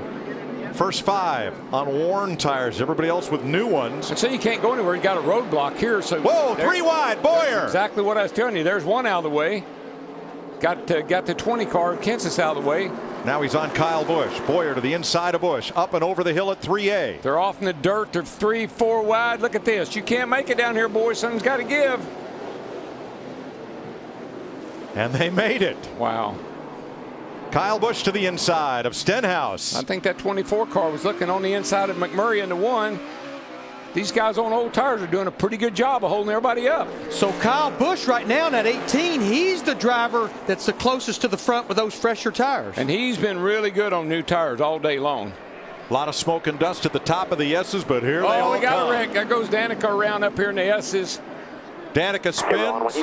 I don't know if that's a caution or not because she's got it cranked. I think she's getting going. Kennedy and Marks got together. Biffle's car is wounded coming into turn 10. Got a bunch but they're of them still going. Wobbling all over the place back here, and Danica got going. I don't think we get a caution. She was 22nd. She will fall to 28th. And the guys on the new tires, Larry, they're not making a lot of progress. 6 laps to go. Well, Kyle Busch in that 18, he needs to put Jamie McMurray in that 1 away in a hurry. And you can see he's doing everything he can, probably by the time we get to turn 4. A lot of smoke from Kyle Larson. Yeah, Boyer McMurray makes a move. Boyer gets Jeff Gordon. And Kyle Busch up to 2nd. Jamie did a good job there. Jamie knows on older tires. McMurray in the 1. He let the 18 go. He was in a bad position, and 18 had the advantage. Riding with Boyer as he chases down McMurray. Yeah, I think it might be all over now. That 18's clear. He'll chase down Jimmy Johnson pretty quick here. Here comes the 15. He's pretty good. Could be a race between the 15 and the 18 if things keep going like they are. Biffle has made it to pit road. Coasts his way through, maybe headed for the garage. I thought maybe those guys would hold the 18 and the 15 and these guys up a little bit, but it wasn't to be. Boyer made a couple of dramatic moves to get to where he is in a hurry. He knew he had to go. This was still there lined up, 2 by 2. This was at the top of the hill. Keep Watch going, this. man. Right side, He just forced his way in there. 3 wide, you're 3 wide, 3 wide, you're on the right. What a power move, a bold move by Clint Boyer to get up to 3rd behind Jimmy Johnson and Kyle Busch. Kyle Busch is all over the rear bumper of Jimmy Johnson in that 48. Yeah, I'd say this is all over, but the shouting. And here's where need to win overcomes wants to win right there. Kyle Busch to the lead. This is a big. That's one of the best, most significant passes Kyle Busch has made probably in his career. Now Boyer to 2nd inside of Johnson. Johnson knows those 2 guys are on 4 tires. I'm a setting duck. He knows that. And some of the best racing we saw earlier a few laps ago was Clint Boyer and Kyle Busch battling for 2nd. Boyer's got a great race car, and he has got he's got the bit out. He's coming.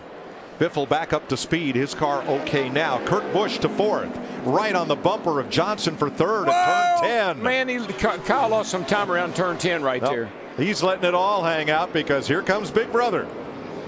Kurt's number 41 down to the inside. And Boyer is gaining on Kyle Busch. This is going to get good, boys. It's going to get good. But Mike and Darrell, looking at Kyle Busch leading this race now with 5 laps to go. 4 months ago, the man was in a hospital having surgery on one of his ankles and one of his legs. Here he's leading a road course race. Yeah, everybody thought that this would be a really tough race for him, which I know it will be. I'm sure he's going to be hurt when this is over with. But look at the job he's doing. This man has a heart. He's all heart.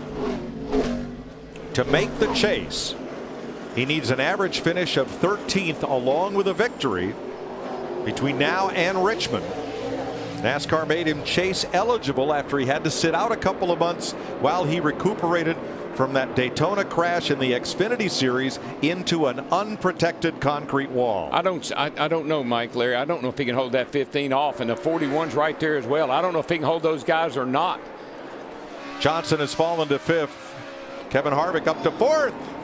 And Michael McDowell goes off course and back on. It's all right. He didn't stall it. He's coming. He's going. He's fine. He was way to the outside of turn 7 out of harm's way. Watch Kurt Busch. He got quite a run off turn 10 all over the back of Boyer. Boyer protects the inside, takes a low entry. Larry, you made a comment, I think, in our practice show. The 41 and the 18 finished 1st and last at Michigan. They might finish 1st and 2nd today the way it looks. That's the way it's shaping up here as we've got 3 laps to go now. Because I don't think that Kurt would mind just maybe moving that 15 over a little bit, get a little extra room.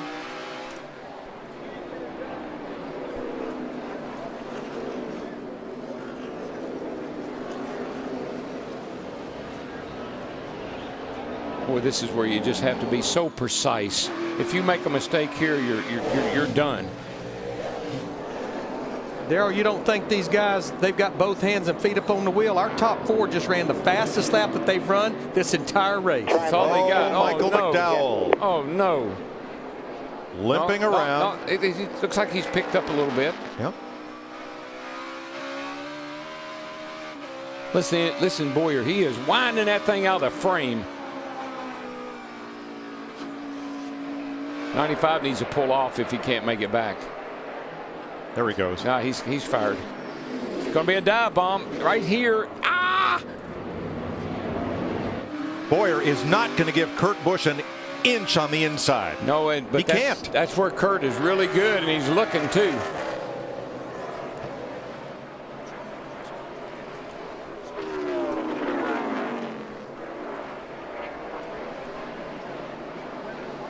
Two to go. Well, and with Michael McDowell in the 95 still being out there, one of the flags that Kyle Busch really wants to see is that white flag. They're going to turn Michael McDowell into the drag strip area and off the course. Yeah, instead of that's letting him try to get back to the garage. No, he needs to get off the course so we don't get a yellow here. Boy, I tell you, that 41, he's all over the back of 15 here. The Clint Boyer, get a little shot, looking. Right at turn 7 he did it, Darrell. That should have moved Boyer aside, but Clint saw it coming. I think if Kurt times it right, he's been a little bit better getting down into turn 11 down here. I think he might have a little something for him. Well, company's coming as well behind them. Kevin Harvick in that 4. Oh, yeah. Watch this move, the 41. He's going to lay off him. Now get a run, and dive to the inside. He's latched onto Boyer like a dog on a mailman. Oh, baby, this is a dive bomb. He's in there. Got to let him go, man. He's got position, and here comes Kevin Harvick. He may be able to get by Clint Boyer. Back to the start-finish line. White flag, 1 lap to go. Track is clear. McDowell has pulled off. All that Kyle Busch needs to do right now is not make a mistake. There's Samantha, his wife. They just had their new baby. I mean, this is a big day for this team. This would be a big day for Adam Stevens. Took the job as the crew chief for Kyle Busch this year. It would be his first win as a Sprint Cup Series. Yeah, they worked together in the Xfinity Series. They really looked forward to this year being together, thought they were going to be able to do some great things, and today they've proven it. Last time to turn 7. I mean, you have to admit, this is an incredible accomplishment for this young man. To come out of the hospital, get back in his car. He won the Xfinity race in Michigan, and here he is. He's going to drive this thing into Victory Circle here on a road course where people thought it might be his Achilles heel. Kurt closes the gap, 5 car lengths. As Kurt wobbles off turn 10. One last chance at turn 11. Watch his 4 and the 15 back there. They got a pretty good battle going on for third. And off the final turn. No crutches necessary. Kyle Busch wins at Sonoma. And for the first time in Sprint Cup history, the Busch brothers finish 1-2. First and last at Michigan 2 weeks ago. First and second today. Well, next check mark, try to get to the top 30 in points. Feel better about it now. 43rd last week. Busch brothers 1-2, boys. That's pretty awesome. Mom and Dad should be proud. Kyle Busch becomes the 11th driver to win in 2015. In only his 5th start of the season. Congratulations Proud of you, for Big Brother. Way to stay tough all day.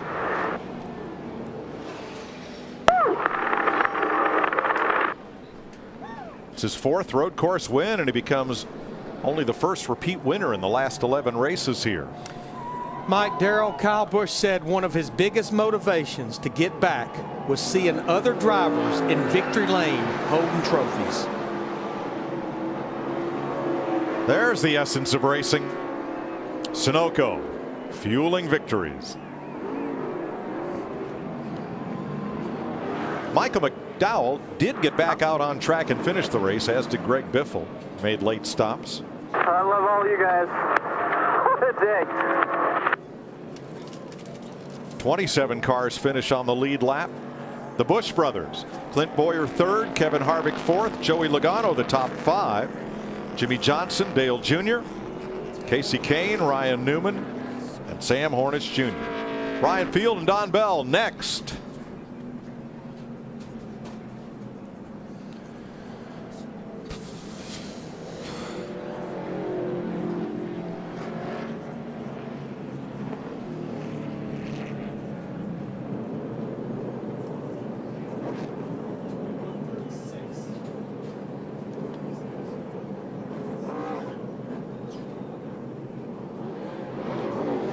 Thanks, fellas. Kyle Busch started 11th today. His second win at Sonoma in his 11th start here. He won in 2008. And his 4 road course victories now rank 3rd most among active drivers. I guess it was pretty wishful thinking to think that 48 was going to be able to hold these guys off. But I was thinking if he could hold up some of these guys a little bit, they might be able to do it. But he ends up 6th. Still a great day for Jimmy Johnson. Do it, dude. Just do it. That boy. Look at the rubber. Look at the tires. On a Saturday in February, Kyle Busch was head on into an unprotected concrete wall at over 100 miles an hour. Spent a month in the hospital, a couple of months in rehab, returned to the racetrack in mid-May, and now returns to victory lane. He just put a period on that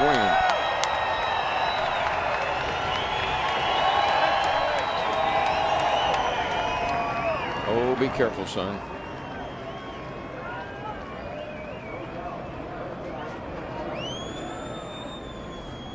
Oh, be careful, boys. Be careful, boys. Easy, easy. You need him next week. That's Adam Stevens there that just hugged him with the hat on. What a great feeling.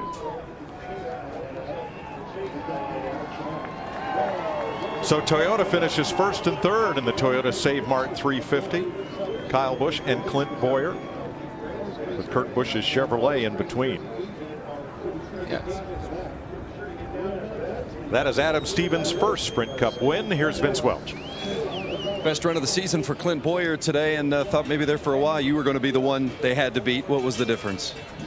Well, I just was in the wrong line, you know. I mean, that restart there, Kyle got up on the inside of him, was able to get underneath of him, and I was kind of in the middle of the meet, in the middle of the sandwich. Then I got hung up with Matt, and I thought we were both going to wreck. Tore the car up real bad, but it's just, damn it, you get so close. Drove my ass off. I tried to just come up a little short. You know, Kyle had a really good short run car, and after a handful of laps, I was able to get by him that run before that. So I knew that wasn't going to be the case. He was going to have to go, and I tried to get up through him and kind of get rough with him and beat him to it, but he just unfortunately beat me to that situation and won. But good weekend for us. Billy Scott, all these guys on a 5-hour energy Toyota. You know, 2 solid weekends. It wasn't what we come out here to do, but had a lot of fun. Clint Boyer strong today, 3rd. Chris Neville? And Jimmy Johnson comes home 6th. Jimmy, you stuck with that 2-stop strategy. Everybody came to pit lane there at the end. What were you thinking when you saw Clint Boyer pull over? Initially a little concerned, and then as we made that next lap, I saw there was a bunch of cars between myself and the first guy on tires. So I felt pretty good about things. And then after about a lap and a half, I wasn't feeling so good about things. They were there quickly. But, you know, if we came back tomorrow, we'd still run the same strategy. We played it perfectly. We were 1 caution away from it working out just right. So the situation we're in with the wins and locked in the chase, we wanted to come out and be aggressive with our strategy. We ended up today in the Lowe's Pro Services Chevrolet. Yeah, they were definitely swinging for the fences. Matt? An off-course excursion at one point. The car looks like he ran at Martinsville, and Kurt Busch was almost tackled by co-owner Gene Haas. Excited about your run today. So impressive. Was this a statement championship type run for you today? Yeah, you could say that. I mean, Gene Haas, he's given everything to me, and I wanted to deliver a win for him, and it was an incredible drive all day. The car was fast. I thought we had the right sequence. Kyle got a lucky break when that yellow came out and he got onto pit road, and there was just too many cars between me and him on some of those restarts, and I just didn't quite get the restarts I needed, but a great Haas automation Chevy. It was fast. We led laps. We qualified second, finished second. But I think we made a statement. Yes, the car's great. Tony Gibson and all the guys back at the shop built me a beautiful road course car. I just came up a little shy in qualifying and in the race. But congratulations to my little brother. I know this is huge. He still has a long way to go. We'll get him in that top 30. He's an incredible driver. And I don't know how many times we finished 1-2, but we'll let the other Busch brother win today. From one Busch to another. Jamie? Kyle Busch didn't quite make it all the way into victory lane. He hopped out of the car and walked in. Kyle, you've only been back for 5 races, a broken leg, a broken foot. You become a dad, and you said you never know if you're ever going to get back to victory lane. Welcome back. What does this moment mean to you? Oh, this is awesome. Just unbelievable. I can't say enough about my team. Everyone at Joe Gibbs Racing. I can't say enough about my medical team, everyone that got me back in shape and got me back ready to go and get behind the wheel. And I can't say enough about my brother. You know, thanks, bro. He certainly made it hard on Clint, you know, and I think gave me some ground a couple times, you know, gave me 10 lengths and then gave me another 8 lengths. And so, man, just M&M's, I can't say enough about their support and everyone that's been behind me so much through the years, not just this year, but through the years. M&M's Krispies, they've done an awesome job this year. We've got an exciting thing coming out in Kentucky, so I'm excited about that. A promotion that's pretty neat. Interstate Batteries, Norm Miller, all the folks there, Monster Energy, Skittles, Pedigree, Snickers, Sprint. Thank Sprint for all the years that they've been here, and you know, we appreciate them. Of course, the fans. I mean, it's pretty cool. You know, I pulled right up here. The thing wouldn't make the turn. I blew the rear tires off of it, so I was just like, all right, park it right here, and we'll walk in. You know, so walking in on a broken leg and a broken foot, you know, nothing better than doing that. Kyle Busch, a West Coaster from Las Vegas. A lot of people who've supported you for a long time are here. You know you want to race. That means you're chase eligible. Looking at the points, though, Kyle, can you guys make it in? Yeah, I mean, we've got our work cut out for us. We knew we did in the beginning, and I definitely put us in a hole a couple times already this year. So, you know, it's unfortunate that we've had a couple crashes, and I hate it for my guys. You know, they don't deserve to be in that spot, but they certainly have worked hard all year long, whether it's been for David Reagan, Eric Jones, Matt Crafton, those guys that have filled in for me. You know, these guys never gave up. They kept fighting hard the whole time, and so I appreciate them for that. And they deserve to be in the chase. So as much as I can do, that's what we're going to do. You know, we're a great team. Adam Stevens, this is his first win as a Cup Crew Chief, so this is pretty special. You know, my wife's here. She flew in this morning, so it's awesome to have her with us here today.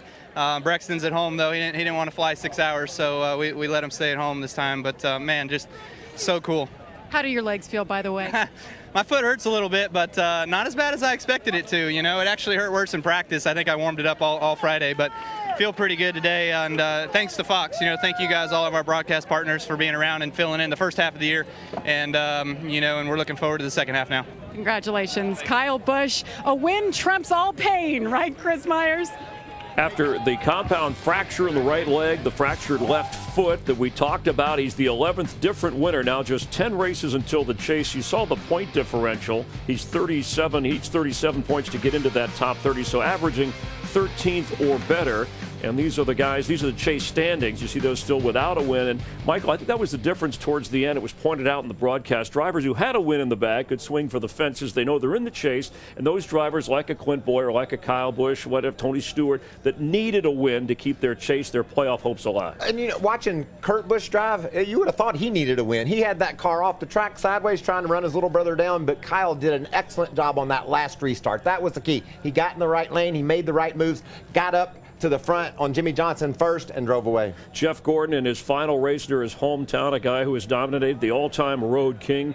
And not a terrific run. He had that rough pit road penalty, but someone who still needs a win to get into the chase, figuring in there point-wise. He's standing by with our Chris Neville. Yeah, and Chris, he came home 16th today. Jeff, at one point in time, you were 40th on the racetrack, so you were able to at least work your way forward. But a tough day for you.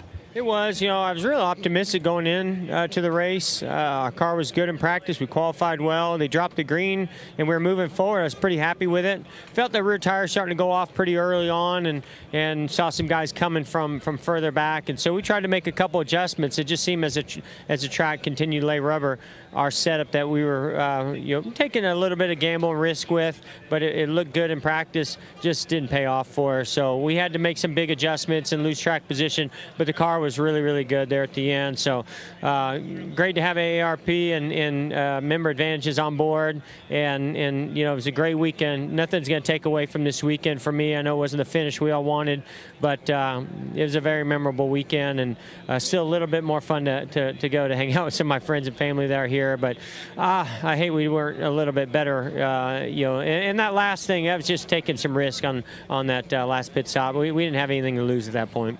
Well, the next time we see Jeff Gordon on Fox, he's going to be in the booth with you, Mike. All right, thanks, Chris.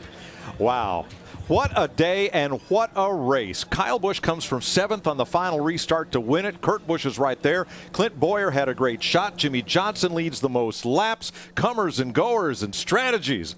Oh, my. Yeah, I mean, when you think back to Daytona and Kyle Busch leaves the racetrack in an ambulance. Yes. And today he drives into Victory Circle. I mean, what a comeback. I think the pass he made on Jimmy Johnson and then to take the lead, those were the passes of his career. That win today could be what gets him into the chase. Got his work cut out for him, but step number one, he can mark that off. Did we find the line between need to win and want to win? Well, I think we absolutely did, because he knew he had to put this check mark in the box at first. But I have to go with Adam Stevens rolling the dice, making that call with 10 laps to go and making a trip to pit road. That was obviously the winning strategy. And I have to say, I feel like the most blessed man on earth to stand beside you guys for 15 years. Love you, brother. Pleasure's all ours. Yeah, man. Chris?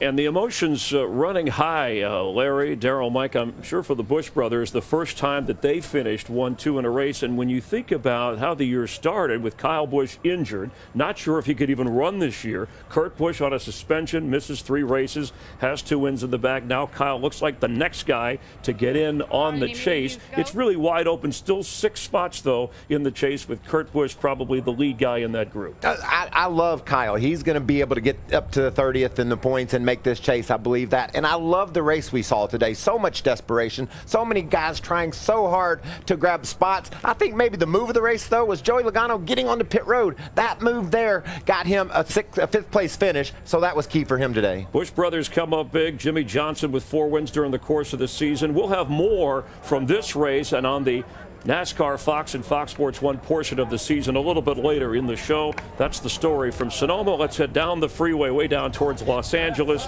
and Don Bell. Don? This copyrighted telecast may not be reproduced, retransmitted, or used in any form without the authorized written consent of NASCAR Broadcasting. NASCAR would like to thank all of our loyal fans for your continued support, and we hope you enjoyed today's broadcast.